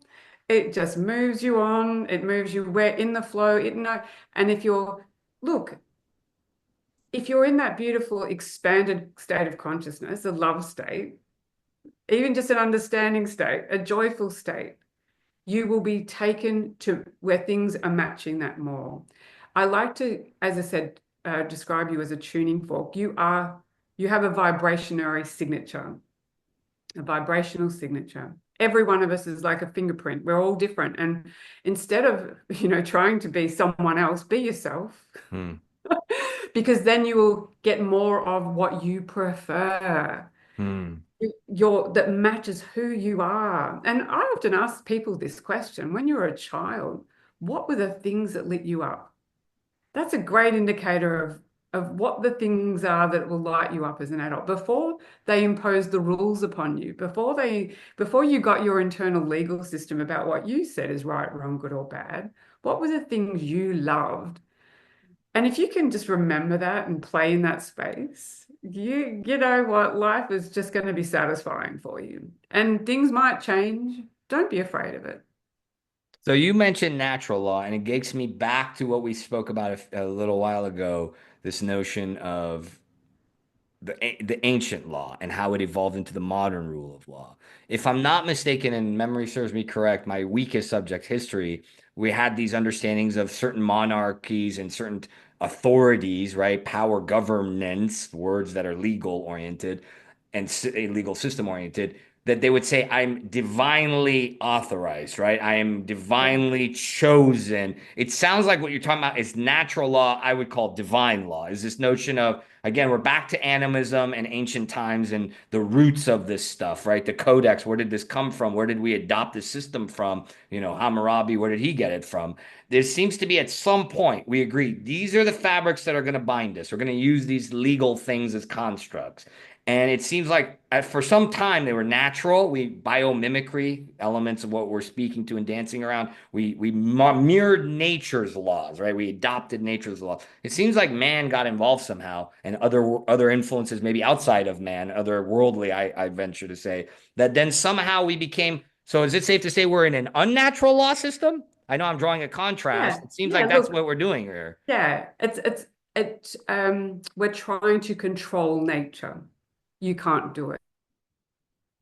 Is that why it got darker and darker and more draconian along the way? Because it's almost like we're putting like a bad program instead of starting from scratch. A really bootstrapped or egoic uh, programmer would say, let's put another slap another little sticker on it. Seems like that's all Let's we've done. let's just say this. Yeah. Imagine that everything is perfect all Hmm. the time. Well, the classic example, and physicists are saying this, like Machio Kiku, it's like the universe is here to know itself. Correct. If you are one thing, how can you know yourself? Contrast brings the learning. So we want to know the good, the bad, and the ugly. We want to know that. We want to then have that as a catalyst for what we prefer. The I so-called agree. negative things that are happening to you aren't happening to you at all. They're happening for you so you can redefine yourself. What do I want here? How do I want to approach it? What do I feel about that? All these questions you can ask yourself. You see, though, if we look back in history a little, and mind you, history has a bad memory. So this is why history isn't great to look at, but let's just do a general position. Say we had the king and we had the barons. Then we had a lot of lower class, if you like, people that weren't educated. So those people were looking to the higher class people to guide them, right? We became more intelligent as time went on. We're doing a great job. We don't need those people to guide us anymore. I mean, So That's what we Nietzsche can, said in we don't Beyond need Good them and to, Evil. That's that's literally the right. We Beyond don't Good and need Evil them to morality. have power over us. Yeah. They're not our parents anymore. We don't need that. So what we've been doing is we've been divesting ourselves of power and looking out there for the answer. Like, will you people be good and govern me well? No, they won't ever. What we need to do is self-governance, self-regulation. I think there's a beautiful paper called Prescription for Lawyer-Driven Happiness or something like Oh, that, I where have they, seen that. I have seen that. yeah, Yeah. authenticity and autonomy were the keys for lawyer happiness. And it is about self-regulation. How do I feel about this? What do I want to do here? What are the constraints that I want to operate in? And you can make those choices for yourself. So I love this. Before we get to authenticity and autonomy, it sounds like what you're saying is this. That the universe created a draconian old system that needed to go wonky and unnatural. It sounds like the age we're in, some call it the age of Aquarius, the age of synthesis, a new Durga, depending on which science, spiritual sciences and ancient wisdom teaching. It sounds like we've outgrown it. We're kind of like a drug addict. We're addicted to it. We don't know how to get rid of it, and we don't need it because, by definition, the universe has already experienced an unjust, unnatural system. The duality has served the contrast. And now, like Nietzsche said, as I spoke over you, I apologize, this notion of beyond morality, beyond good and evil, we're trying to scramble, which I sense is what you're doing with your paper of the rule of law. It's like we don't need to revive the old system. We need to birth through a new system, one that is it won't really be a new system. It'll be an old new system because it will have what before we jaded it in the contrast, the natural, it'll have those elements with a new, what are the needs of the collective? What is society need now? And not what did we need or what are we used to or what are we hooked on. We're almost like Linus and Snoopy in the gang. It sounds like what you're describing is this collective is like, this is all I know. Let me keep the legal system, please. Please, God. The old familiar is safe, isn't it? And we know this for we hold on to our families' cultures, things that we know aren't really serving us, but they're safe. They're familiar to us. We know how to play that game. With the identity, all of that. It's all valid, but do you want to stay there? The question I always ask is, how are you feeling? If you're not feeling good about it, why are you not feeling good? You can choose. And then you can choose to change the vibration, which will then change your outside and what you attract in.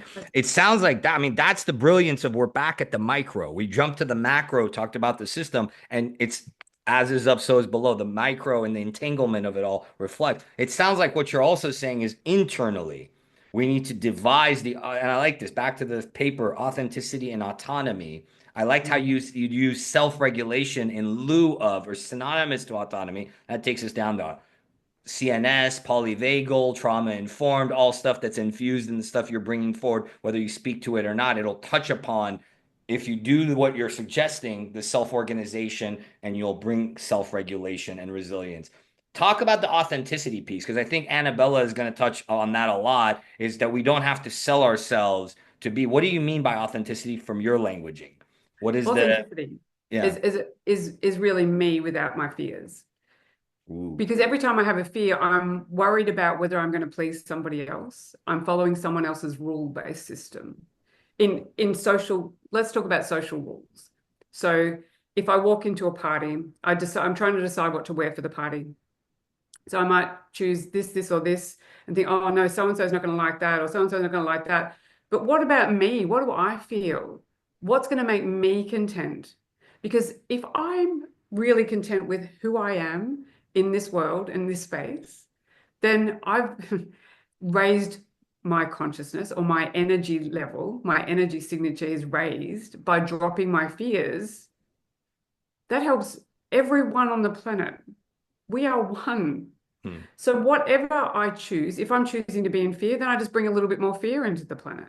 Mm, Okay, that's no problem. But that's just how it operates. So I can make a huge difference by the way I feel. Authenticity is about knowing yourself first in every situation. And I feel this whole game called life is about knowing who you are. mm, That's you're moving toward authentically, you are love. But we can't cope with that word. Been a I think a word that's been manipulated so we don't know it. mm, However, whatever that is, just mm, know how you feel in every situation and be okay with that. That's being authentic rather than smiling, thinking, I hate this situation. I hate being here. That's not authentic. That's not helpful. Recently I was invited to somewhere and I said, no, I don't want to go. People were a little bit upset. So no, Well, that's not going to help. that sounds like you're saying authenticity carries the elements of vulnerable power. I mean, sorry to be kitschy. I mean, literally, what the Yeah, more you say, the more I go. absolutely. I was like, what I mean by vulnerable power, that you have to get naked, you have to undress yourself of the conditioning, to use your wording, you have to divest yourself of all the old constructs, whether it be your inner critic slash inner legal system, inner that warped stuff, all of it. You have to be willing, as you said even earlier, another, we have to be willing to live and lead differently, right? You have to be willing to say, and that takes a leap. And that's why I keep commending you, because that leap in our industry is the hardest leap to take. In other industries, it's equally hard. We're seeing thought leaders and pioneers in other industries digressing with market constrictions and the economics and all this, shying away from being in their authentic vulnerable power selves, which is the power part, which is say what you need to say, say what you feel autonomously you need to say. And I feel like, yeah, authenticity is a hard thing to grasp, let alone achieve, if you're not in tune with your vibration and how you're feeling, if you're Mm. not in tune with what your inner state is doing and being. Yeah, I think if we can all do that, because I feel that we're all unique perspectives of one indissoluble whole. Hmm. And when we do that, then we become more complete, more whole ourselves. It's a world of fractals. Hmm. And I'm bringing myself into wholeness by accepting the good, the bad, and the ugly. As long as I can, I think someone said, I'd say this, the Dalai Lama has, you can see about 200 emotions on the Dalai Lama's face, resting face. And I thought, yes, that's wholeness. Hmm. Like as if I've got a rainbow across my chest at the moment, reflecting off It's my been life. moving. Yeah, it's been moving around your room And and the space. rainbow is really instructive because the white light is when refracted, all the colors. It can be all the colors, all the frequencies. And if we're not all the frequencies, if we haven't said to ourselves, I can be absolutely anything maturely, I can be nasty if I want to, but I choose not to be, rather than, oh no, I should be nice. We've got this really kind of that's repressing what we feel. This is why people go and do things that we don't prefer in society because they want the power to experience something. If we allow them the power to experience themselves in mature ways, then people can grow up. We can become whole and understand that we can be all things. And when we are that, guess what? We're satisfied. When we have no need for anything, that is a state of satisfaction. Nothing has a pull on me or pushes me. This is a very interesting place to live in, and it's That's pure freedom. Viktor Frankl, many thought leaders echo and have spoken to and demonstrated and proven what you're saying. Now, before we get into more of the system stuff and start unpacking the model, and I want you to use it on me, so to speak, and I have some questions around that. If you were to talk to old you, because I've loved what we've already unpacked in this notion of how pioneering into these hidden dimensions. If you were to talk to your old self, talking to the audience, the disbeliever self, the self that's like, again, our industry is shrouded in prove it, prove it, prove it, give me the evidence. And okay, there's leaps of the dirty word here, faith. We need F, not the other dirty the word F us word. lawyers love, not the FUC, the faith, which is the real dirty word we don't like to say. We'll drop an F bomb and prefer to say that over faith. what would you say to those that are struggling in faith, whether they're closeted about their spiritual gifts and the prowess that you had to own, the remembering, the knowing, which I would say you had these uncanny abilities since childhood. All you've done is mastered them and you've fine-tuned them. Not everybody's going to have that luxury, right? So talking to that version of you, what would you say would help take that leap into the unknown, into the hidden dimensions, into things they've been feeling called to, that they're like, okay, it's time now. Because that I sense for me, it was the mind. It was this is crazy. They're gonna think I'm crazy. All the things you and I have probably gone through, the various things within us. So if we could speak to that to give some more courage and empowerment to those listening that are on the cusp of that leap without the evidence. It's very much Indiana Jones, right? That Raiders of the Lost Ark. You got to do that walk where you got to take a step, then the next evidence will step, and next evidence will step. Because science isn't going to be able to prove all this. And if our industry waits for science to prove all this, all of it, every inkling of it, until our brains are satisfied, will create excuses and kick the can. So that's where my question is geared. If you could provide some semblance of tips or however you would speak to it for those that are on that fence, to that need to take that leap of faith. Shh, I didn't say the dirty word. Okay, just do it. I mean that. It is a self-organizing system. The minute you have trust in yourself that you need to follow your path, you just know what to do. That's all I can say to you. And there is no magic potion. It's you trusting in yourself because the fundamental thing is you knowing yourself. If you're waiting for some validation or some external evidence of this, you'll be waiting a long time. Your own experience is all you need. Try some things. Try just feeling differently about something. Just try charting how you feel. That is really a brilliant thing to do. I can remember a point where as I said, I've always had a knowing. However, I was at a point before I think I tripped up on Main Street where I Literally was in tripped this up. kind of, I don't know, a kind of not a spiritual place, but I was always in a place where I thought, yeah, there's more to me than meets the eye. There's a bigger power than me, and it's not religion. That's another story that I went through childhood and a whole lot of religions. No, it wasn't religion for me. It was just, I know there's a bigger power. Full stop. Didn't know what it was, didn't really care. I'm just going along living my life. But I used to think, oh yeah, why is there bad in the world? Hmm. Like the darkness shouldn't exist, evil shouldn't exist.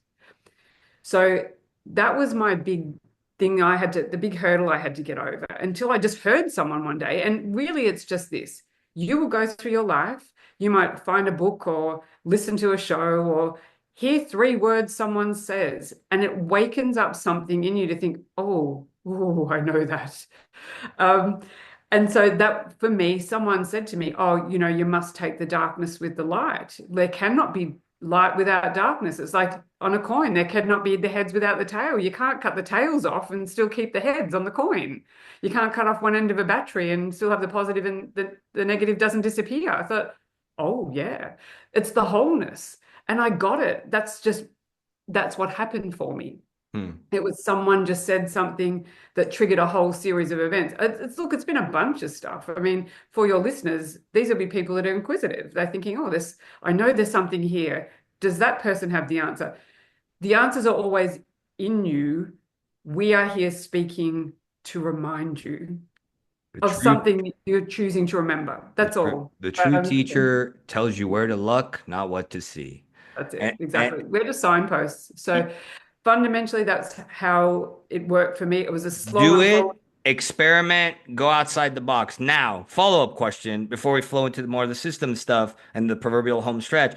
What is what did you do to reinforce, let's say strengthen? Because one of my partners, former partner, used to call it being in center, right? Being in that calibrated equanimous state that you're referring to, we'll call it being in center, right? Where you're not charged one way or the other. You've done the inner work, you've healed it, you're in a holistic place, which is what you bringing up the last couple minutes. What happened when you were taken off center early in the journey? So I loved everything you said.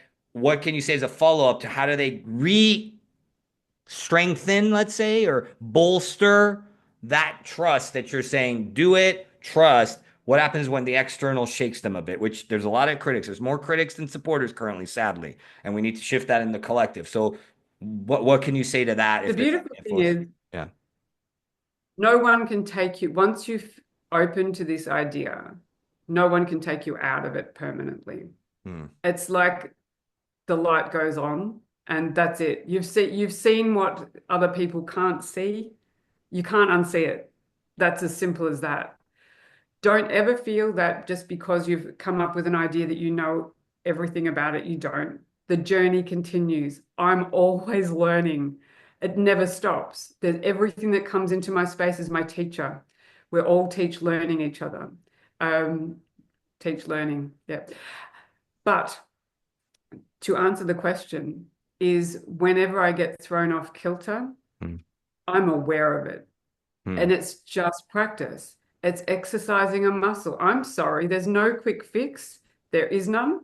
It's like you're going on a diet, you want to get that body in shape, you got to do the work. It sounds like That's, noticing is the muscle there because it sounds like what yeah, got you back awareness. is the Mhm. catching, which goes Mhm. back to the, again, to put it somewhat formulaically for the lawyers that are like us for covering, so to speak, is feeling the edges. The noticing brings the feeling of the edges, which then Yeah. neutralizes, everything self-organizes, and then healing takes place. The charge will It's, neutralize itself. it's totally being aware of, and I like to bring the question, why? Why did I feel that?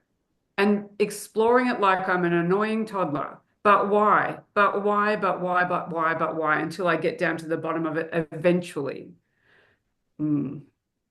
And it's beautiful because the other thing that you're bringing out is this notion of following the whisper, or I call it the soul's calling, because it's gonna it seems like that's been the inkling. I haven't even verbalized my own branding. This notion of the soul's calling speaks through us. We know it, right? And it's like there's an inkling. I love how you brought that out. It's like if the idea comes through you, even if you don't know the full breadth of it, I love how you worded it. You said it much more eloquently.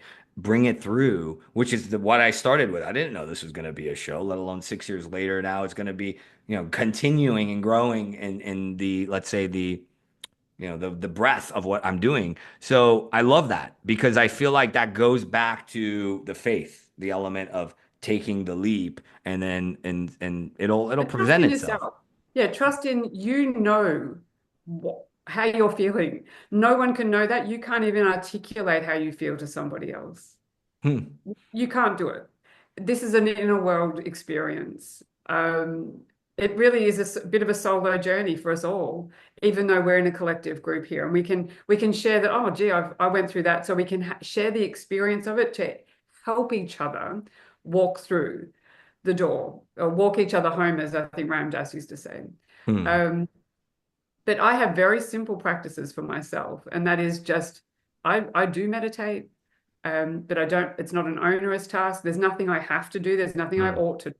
I'm not going to fall out of alignment or nothing's going to happen to me. Hmm. But I just know I feel better when I consciously practice dropping those edges. It's funny too because yeah, you see that in the movement. More and more people, then it's like another thing to do, which is why you don't see sustainable change in the collective right now because it's like becoming It's they don't fear-based. fear-based, and I feel with fear it's not volitional, which then the self-commitment is lacking. That's the only way you're going to make it through this stuff, is how I. Everything changes when you change your energy signature.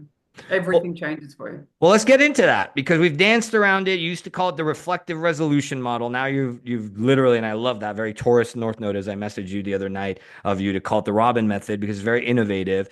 Because you've said it verbatim, and to put it cogently, that the model that started to come through you as the reflective resolution, now the Robin method, which is tweaked and transformed even more, is every choice is reflected back to you, right? In other words, value how you said it, right? These are the words in the branding. Value how you feel because then you animate that within. And you said this word earlier, animate. And Mhm. then when you said it when we spoke, soul engineer Haas vis-a-vis the Arcturians was like, what do you mean by said animate word? So enlighten the audience and remind me again, what do you mean by animate? And how does this go into this leading edge spiritual sciences that you're applying to law and dispute resolution so beautifully as a legal leader? Talk to us about animate because I'll I'm tell very you about animate. animated. And I laughed the other day because you posted something on LinkedIn. You were in this little box. It's that doll Oh, meme, the isn't it? AI trend. I said, why fight the trend? Let me join the synthetic But you AI had a little revolution. tuning fork, Yes. okay? And I thought, yes. So we are all like tuning forks. I know it's not sexy, but we're all like tuning forks. Who So said tuning forks on sexy, baby? They're sexy, if sleek, you and smooth. Anyways, keep going. if people know what a tuning fork is, I'll quickly explain. When you Would you like me to tap grab a it? tuning fork, all the other tuning forks of like frequency will vibrate. So this is important. Yeah. So tap the tuning fork and all the other tuning forks of like frequency will vibrate at the same vibration. And this is, people think, say the law of attraction. I really don't want to say that, but is plus and minus. But no, it's animating like frequency. So if your vibration or your energy is high, you're vibrating at a higher frequency. Now imagine you've got a blank canvas in front of you. All the things that match you will be vibrating at that frequency too, so you'll get to see them. Hmm. Now, I want to just explain something to you. Do you remember witness testimony, how unreliable it is? Very, very. So this is a great example of how this works. I saw a show not that long ago where we had about 12 people. They watched a quick scene. It was some guy running through a park, grabbed a woman's handbag and kept running. So they were the witnesses in the jury, impaneled in the jury, and they were to describe what happened. And they Yes. all gave a different account, of course, because guess what? We all see something different based on our energetic frequency. That's why different things animate for us. So if someone cuts you off in traffic, you might say, flip the driver the bird and think that driver doesn't respect you. But guess what? That driver could have been, their mother's in hospital and they're so stressed out and they're just not thinking. We don't cut them any slack, right? Because we think Mm. what we're feeling. We think what we're feeling. So if we're feeling bad about ourselves, we think everyone else feels bad about us too. So that's why the tuning fork example is really a beautiful thing. You animate like frequency. It is your mirror. So things are reflecting to you how you see the world. So that's just a little something for you to remember. That's that study, right? I mean, because you see it, you can Google it if you're interested. You see literally one of these, whatever they call it, these little swinging things, The which is metronome. the metronome, which is similar to this. You can't hear it because the mic don't pick it up. I have to get a Shure. The Yeti doesn't pick up frequencies of tuning forks, apparently. No, shout out to all the companies. So this notion of you're talking about entrainment. You're talking about this notion of then you can activate this frequency within yourself. That's what you mean by animate, I'm sensing from what I can extrapolate. They light up. Things light up. And then light And up. And I could speak to this because then you're talking about that study, this metronome experiment, because then you can entrain and butterfly effect. You can permeate out, right? Kind of this notion of then and influence these other things. Now, to the witness thing, I can speak to this because as I started to do this ascension work, attuning my vibration work, another lingo for it, I went back to my sister-in-law's office. I'm like, to her staff, has this always been here? Oh, this painting's been here since the beginning of the office. Literally, my perspective. I mean, there's weird conspiracy rabbit holes of the Mandela effect, that society remembering a cartoon that never existed, and so much quirky wrinkles, and even in a quantum physical element, right? The slit experiment that you know of, which they fire all these things, and the observer effect. When the scientists are observing, the study does one thing. When they're not observing, so there's so much that is in the hidden dimension impacting law, impacting conflict, impacting the legal system, impacting dispute. And here we are like, oh, I'm going to ignore all that because I'm afraid of what I don't know. And I'm going to. but look at it from a client's point of view. I Yeah. mean, I had a client once say to me, the worst thing they've ever received was a lawyer's letter in the mail. And I thought, oh, I hadn't thought of that before. And to that person, that letter meant devastation. Yeah. It didn't mean, oh, look, we're going through yeah, it mightn't feel so good at the beginning, but guess what? If I'm the lawyer there, I can actually guide you through this. Is going to be a really awesome process because you're going to know so much about yourself through this. Well, you And raise a really sad point. I had a colleague say to me, you should brand yourself as an honest lawyer. And it's sad because she meant it. She's like, that's a unique selling point. I mean, that's what you're bringing up. There's a fear that every letter from a lawyer is bad news. Mm, that's it. We're the So butt of jokes for that reason because fear has permeated every aspect because of an unnatural influence, whether we call it the degradation of the egoic, corruption, judges, and secret societies influencing, what have you. It's there. And society is evolving from it. And I love your thesis, which is what do we replace it with? So how does the reflective resolution, I know you've touched on it more cogently now. How does this, because we don't want to do Buckminster Fuller, right? Which you've danced around too. We don't want to use our energy fighting the existing system. That'll only continue and permeate it. We need to create a new system and spend our energy there. Even Socrates said that. So the what is difficulty this? is, Yeah. yeah, in creating it, it will happen by itself. It's a self-organizing system. Physics says this is a self-organizing system. You just got to get yourself back in the flow.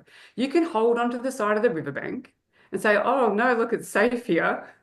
Or you can let go. Yeah, there might be a bit of Legal debris. culture as I know it, practice as I know it. I'm going to stay on this shore of familiarity. Yeah, but the thing is, the debris will, it sort of banks up and dams up behind you until you have to let go. You will have to let go at some point of something. I mean, I'm not saying legal practice is whatever it is that is the major fear for you, will build up. If you're feeling something really negative in your life, it's asking you to look at it, please. Otherwise, it won't stop.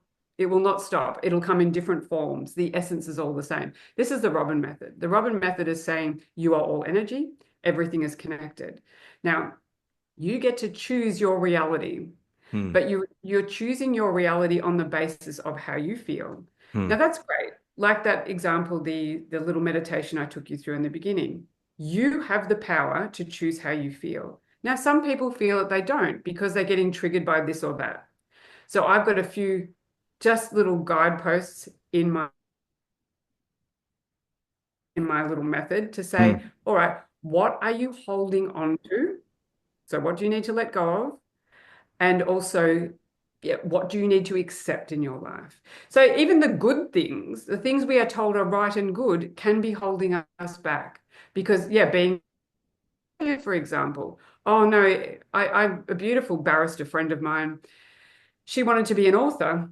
Um, but she said, I've got a PhD and I've got this and I've studied all this time in my family, and everyone expects her to be this thing. Well, I think, well, be an author too. Like, do Hmm. both things. Why not? Hmm. And let it flow where it's gonna go, start enjoying yourself. Focus more on animating positive things. This is not saying bypassing negative. The Robin method doesn't say bypass negative. It says actually sit in the negative. Say, oh, Accept it all, so to speak. what is this here for? Let me feel it. What am I not feeling here? So I Hmm. found for men it's more difficult than women because men have been taught not to feel. So it Um, sounds like pioneers like you are bringing tools, methods that are going to be transitory, for lack of a better description, to self-empower the disputants and the practitioners with another way while we all systemically tweak it. Would you walk us through, me being the guinea pig, because I have some questions about the system and we can wrap up there. Would you walk us through me as the guinea pig employing it? Because we've talked about it throughout the episode. We've peppered in really potent stuff around the leading edge ways you can approach energetics, physics, the hidden dimensions, as I call it. Let's employ it if you're open to it, because how do we do it? Like if we were to do it sure. now, yeah, walking me through it. Yeah, sure. Yeah. Now, there's a couple of caveats here. Yeah. Basically, when you're in a negative state of being, that is the optimal state to be. Well, So I've you got a need to, negative state. I have a conflict in mind. It's karmic, it's soul level. I can get into my negative state easily for you. Hold on, let me get there. right? I Okay, just I'm I just there. want I just want the viewers to understand that much. It's there's a couple of things. You don't impose it upon anybody. It's your Mm. work first. Absolutely your work. So if your clients are coming to you, do not impose it upon them, but you may use some of these tools in subtle ways to just guide them towards seeing their conflict differently. Let's not impose one mandatory system with another. That's it, exactly. Yeah, yeah. Your life is none of my business, actually. It's Correct. my life and my energetic frequency that's most important to all of you and me. Correct. But into helping someone through, normally I would do a little bit of a questionnaire with that person. There's a few other things, but let's just give a little bit of an overview here of what this could look like. Okay, So, exactly. yeah, Thank you. okay. Has just say you're a client of mine and you've come to me with a problem. And basically, I start with how do you feel, Has? What's going on? I feel alienated. Okay. I've got to make sure I'm in a good space first. Good. I'm I not love that. You're triggered doing by a Has. practitioner tips too. I'm not bothered. Yeah. Yeah. So you're So self-calibrating before you even go in as a practitioner. totally. I love Before the that. client even walks in the door, I'm Beautiful. calibrated Great enough. parenthetical. People don't often talk about that because it's all like jump right in and do the method, not are you calibrated as the residence Otherwise, attuner? I'm no good to you. I'm no Right. good to you. Get back in Um, character. I'm in yeah. So alienation. back to character. So you feel alienated. Now, Has, where do you feel that in your body? Just do a scan. In between my heart and my solar plexus. All right. Yeah. Between your heart and your solar plexus. Okay. Can you describe it in terms of a texture, a shape, a color? What other descriptors can you give to that? It's a numb, stabbing pain. Those are the two sensations I get. Numb and stabbing. All right. Now, this has been quite vulnerable. If you're willing to be open. Yeah. Okay. So if you're Yes. comfortable, just close your eyes. Now, I don't normally do these methods live like this, but let's go. Let's have a go at it Hey, for us. vulnerable in your power. Let's go, sister. So just close your eyes. I'm going to close my eyes with you, and we're just going to sit in this space for a moment. We're just going to feel really into that feeling. We're really feeling into that stabbing, dull pain, and we're allowing it to be there. I'm already releasing by yawning, so. We're allowing it to just exist with you at the moment.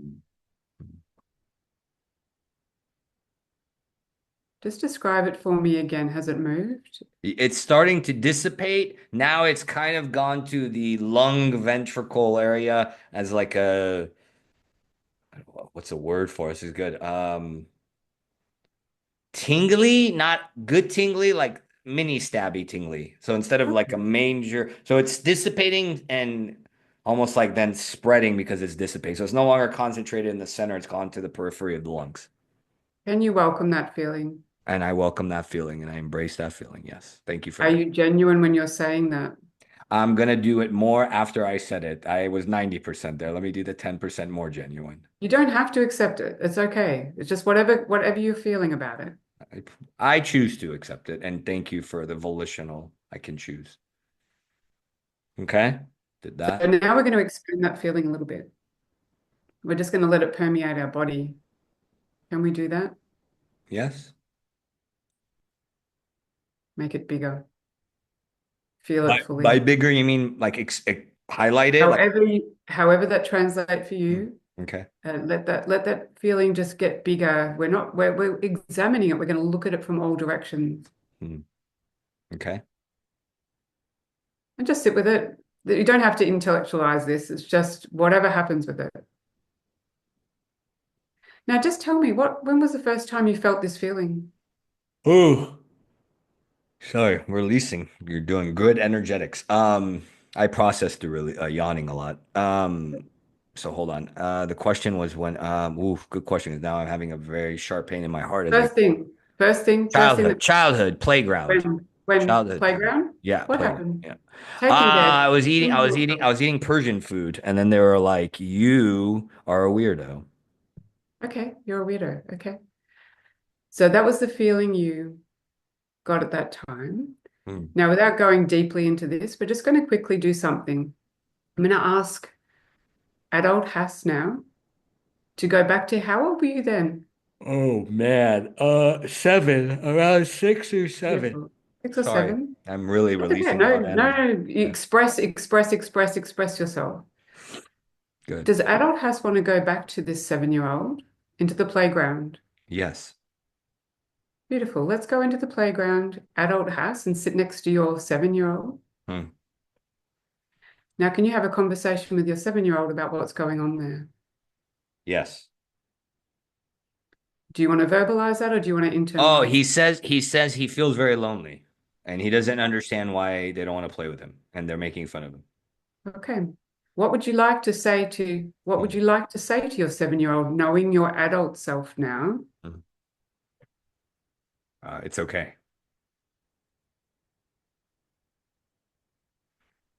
It's a lot of emotion coming up. Yes, please. Just allow it to be. A lot of Be tears. with your 7-year-old for a second. Just Mm. be there. This is safe.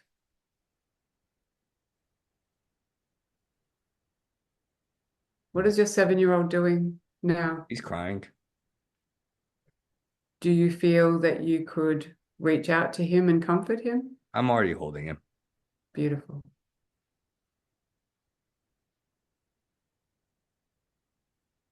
A lot of grief. Beautiful. Feel that. Feel that through both of your bodies. Allow it to merge if you want to. You don't have to.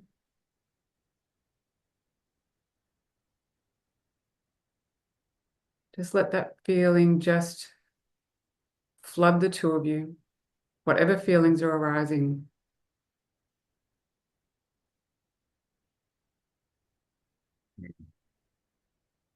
Now, would you like your 7-year-old to come with you? Would your 7-year-old like to come with you back to adult life?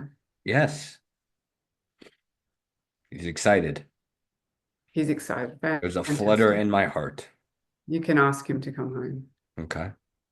And whatever happens, happens from here on in, and you can come back to the present reality Okie dokie. when you're ready. Good work. So that's a technique I use. Not a lot of people use that in law, but the fundamentals of that, I have some questions which I ask my clients, and that brings up what's happening. It could bring up that event, or it could bring up simply, oh, the alienation happened because I felt this. It's simply you weren't allowed to mature an aspect of yourself. You just said, oh, no, I am lonely. I cannot be part of this gang, whatever it is. It's personal. It's very personal. You don't have to tell me, and it has nothing to do with me. So you integrate whatever that was. That's just a little part of you that you said it stayed as 7 and wasn't allowed to grow up, Hmm? saying that's nonsense. No one can alienate me. I am loved. I'm It's here. trapped energy, That and is. you allowed it to be integrated, the word you keep using, which is It's very a brilliant. resistance. It's a resistance to situations that you might feel alienated in. You might feel a resistance to that, so that you don't want to go back into those because you might experience that feeling that you didn't want to feel. You need to feel it to move through it and understand why it arose. You just created a little rule in your system that said, hey, certain groups of people will alienate me. I've had the experience. I know, but it's untrue. But we carry it through to our adulthood. So you said this, right? You said that we don't do this in legal. I was doing this as an active practitioner successfully. I was doing it undercover. I may go back to it as a conflict coach. We'll see. We'll leave it to more equipped conflict coaches, even if you don't call yourself that. It seems like you're dealing with in the parlance of energy healing and soul sciences, vibrational medicine, fragmentation, which even psychotherapists use. It seems like Yeah. the legal industry is not understanding, and I want to bring this up because I may have touched on it. And this season, we're going to bring you're one of them, and then Annabella, who I introduced you to talk about more legal leadership and this work in the legal space and ADR space.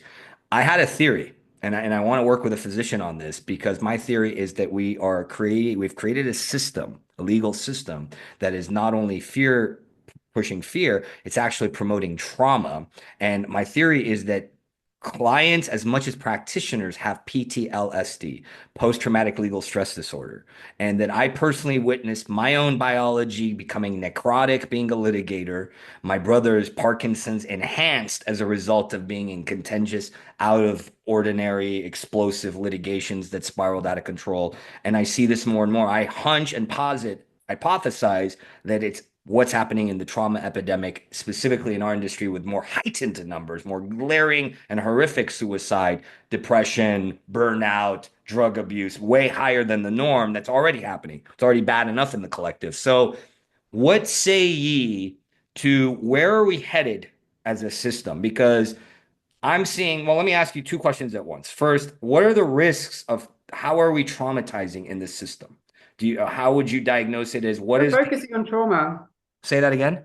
We're focusing on trauma. So we're creating trauma. So by the very nature of me asking about trauma, we're promoting more trauma. Yeah.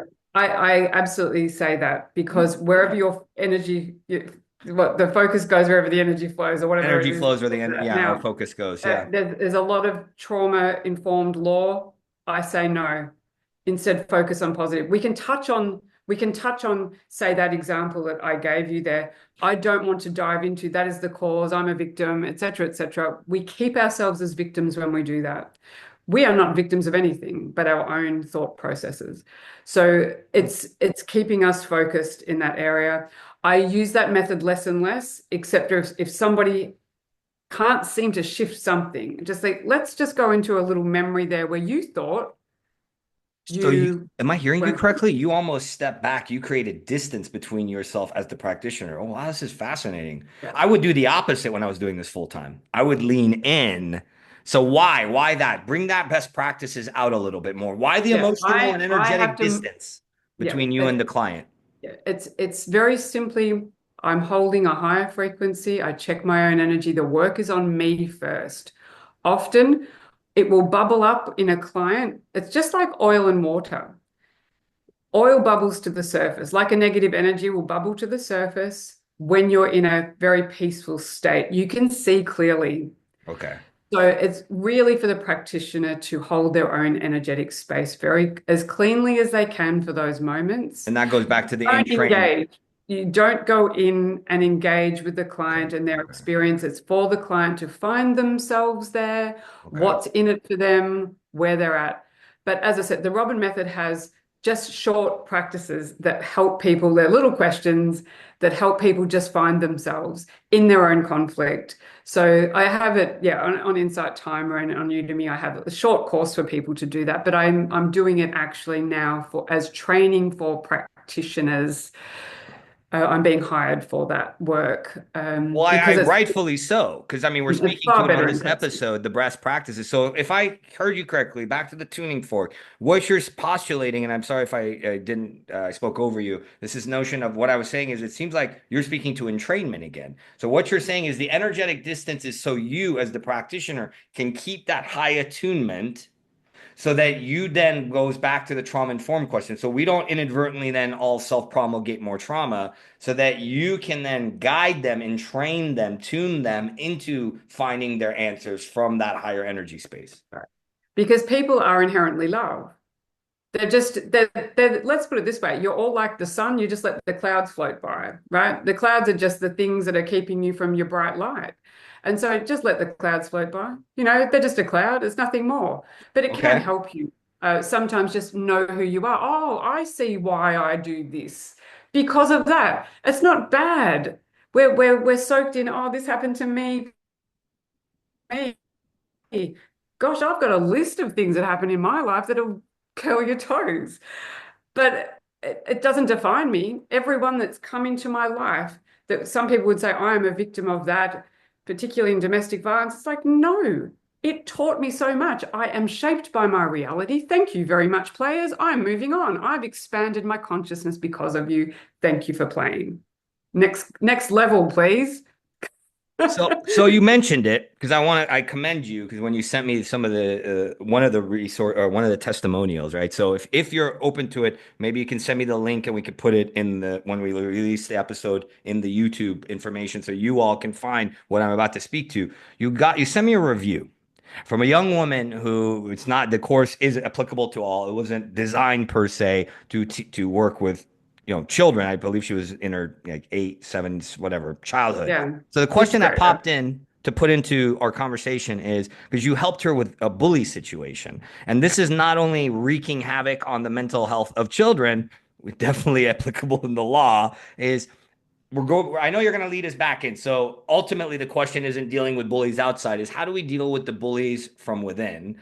So what say ye to that question? What is the general brushstrokes of how do we apply the method to this bully concept, to an aggressive opposing counsel that will not stop, or this in this instance of the testimonial, the girl liked the boy and he kept bothering her and she learned through your method. Again, I was like, atta girl. How many atta girls did I leave you in those audios? Because I'm really proud of you as a practitioner and stepping into this, committing to this, showing a way in our industry. So how would you, as a practitioner, speak to that? How do we deal with the bully outside of us from within ourselves?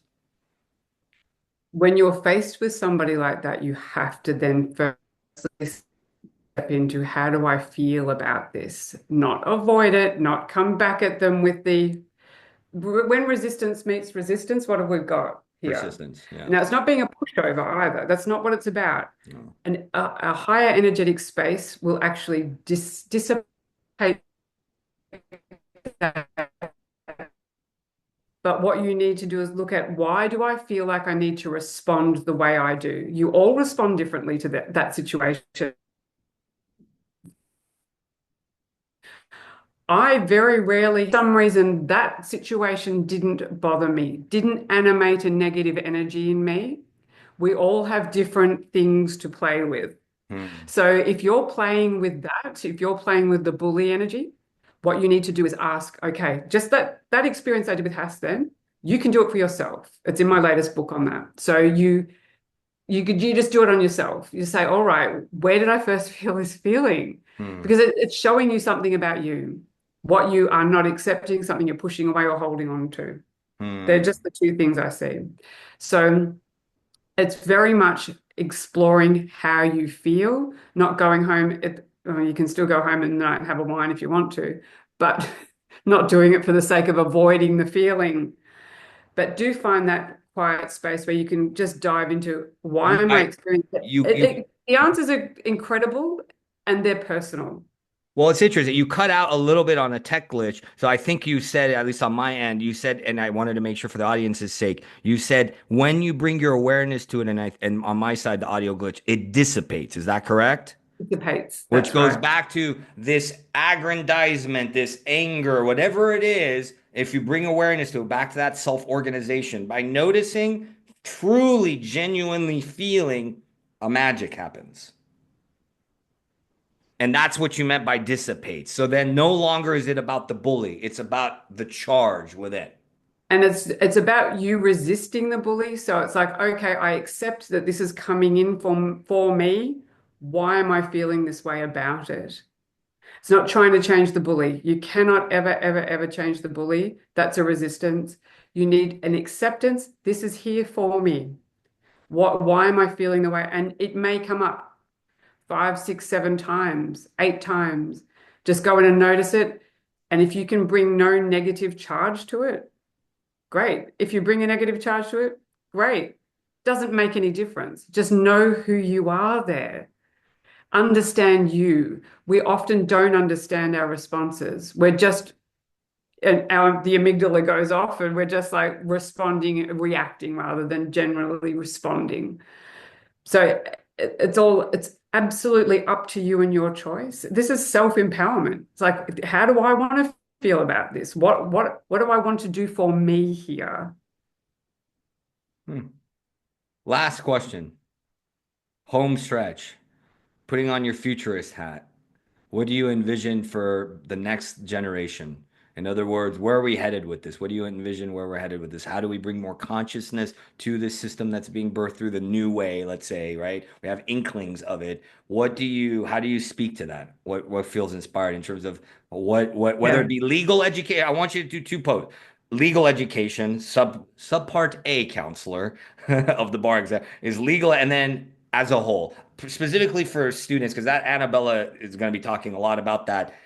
Where in the education of legal education can we start to systemically address this? And then the broader question, where do you see us headed as a collective? It could be what came first, the chicken or the egg. Now, rule of law is in decline because we're asking for it to be in decline, Mm, because we're asking at an unconscious level for a change on this planet. It mm, is happening because we don't ask even consciously, half of us. We're asking unconsciously, and that is what is happening. Then we will see this infiltrate systems, and systems will dissolve. As I said, that resistance, a system is just a resistance. It will dissolve of its own accord and something new will grow in its place. All you need to do is be you.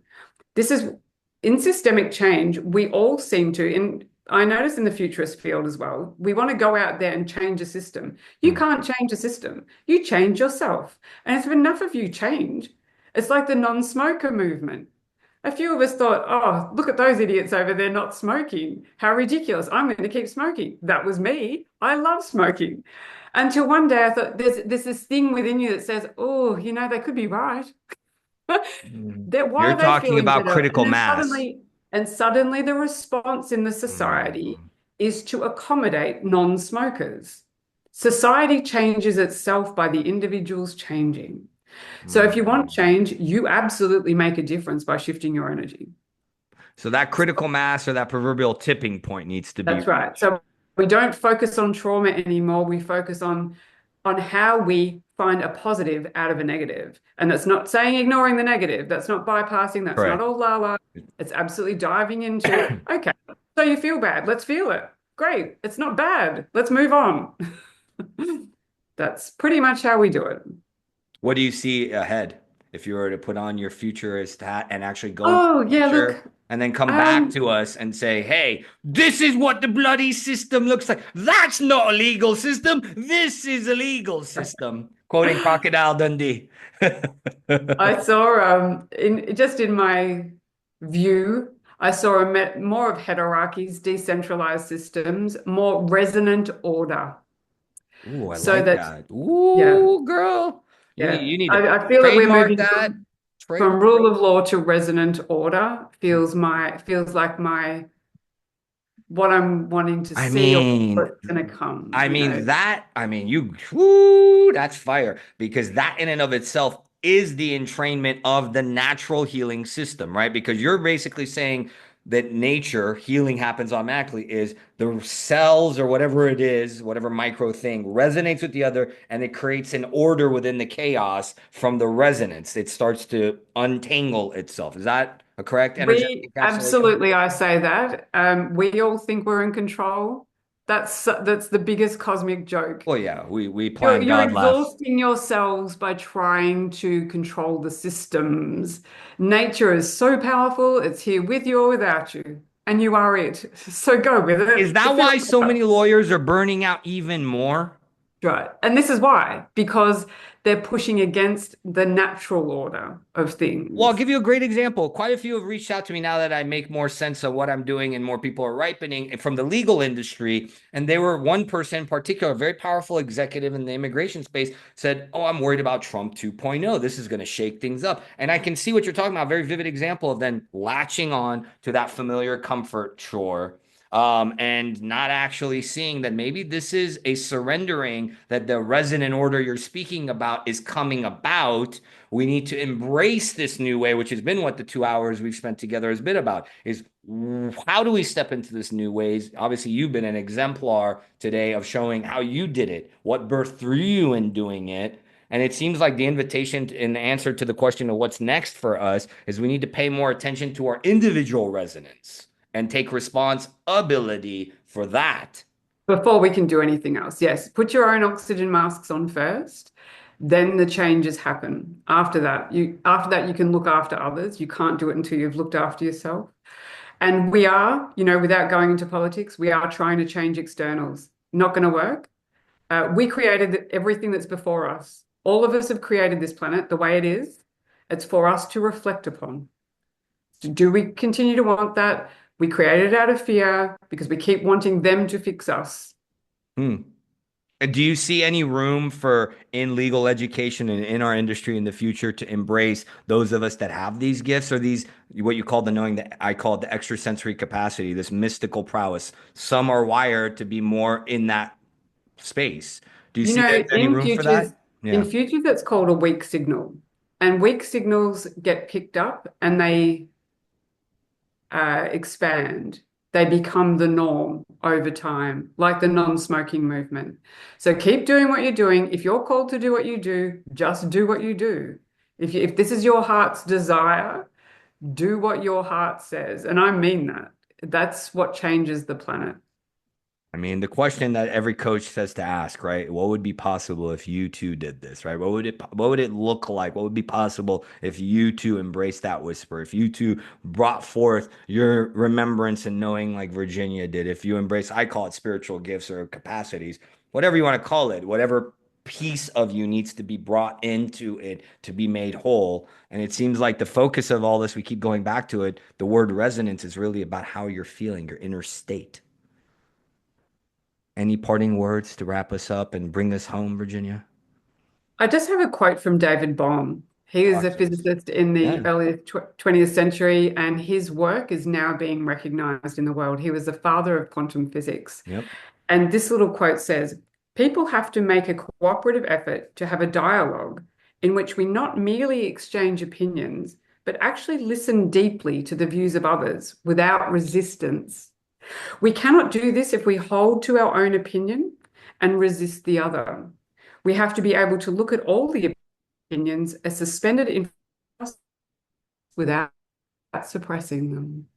Say that last sentence one more time. Say the last sentence one more time.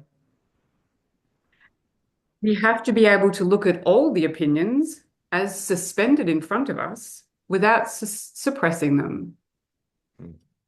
Yeah, well, very beautifully put. I mean, that's the only way we're going to Every know. point of view on the planet is valid. Yeah. Yeah, Every that's the point of only view on way. the planet is valid.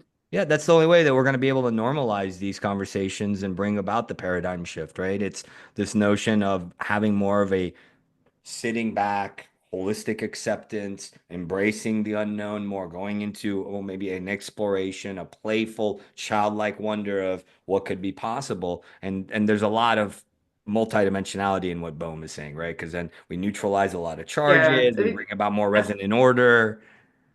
we're trying to tell people to be quiet. We don't want to hear what they've got to say.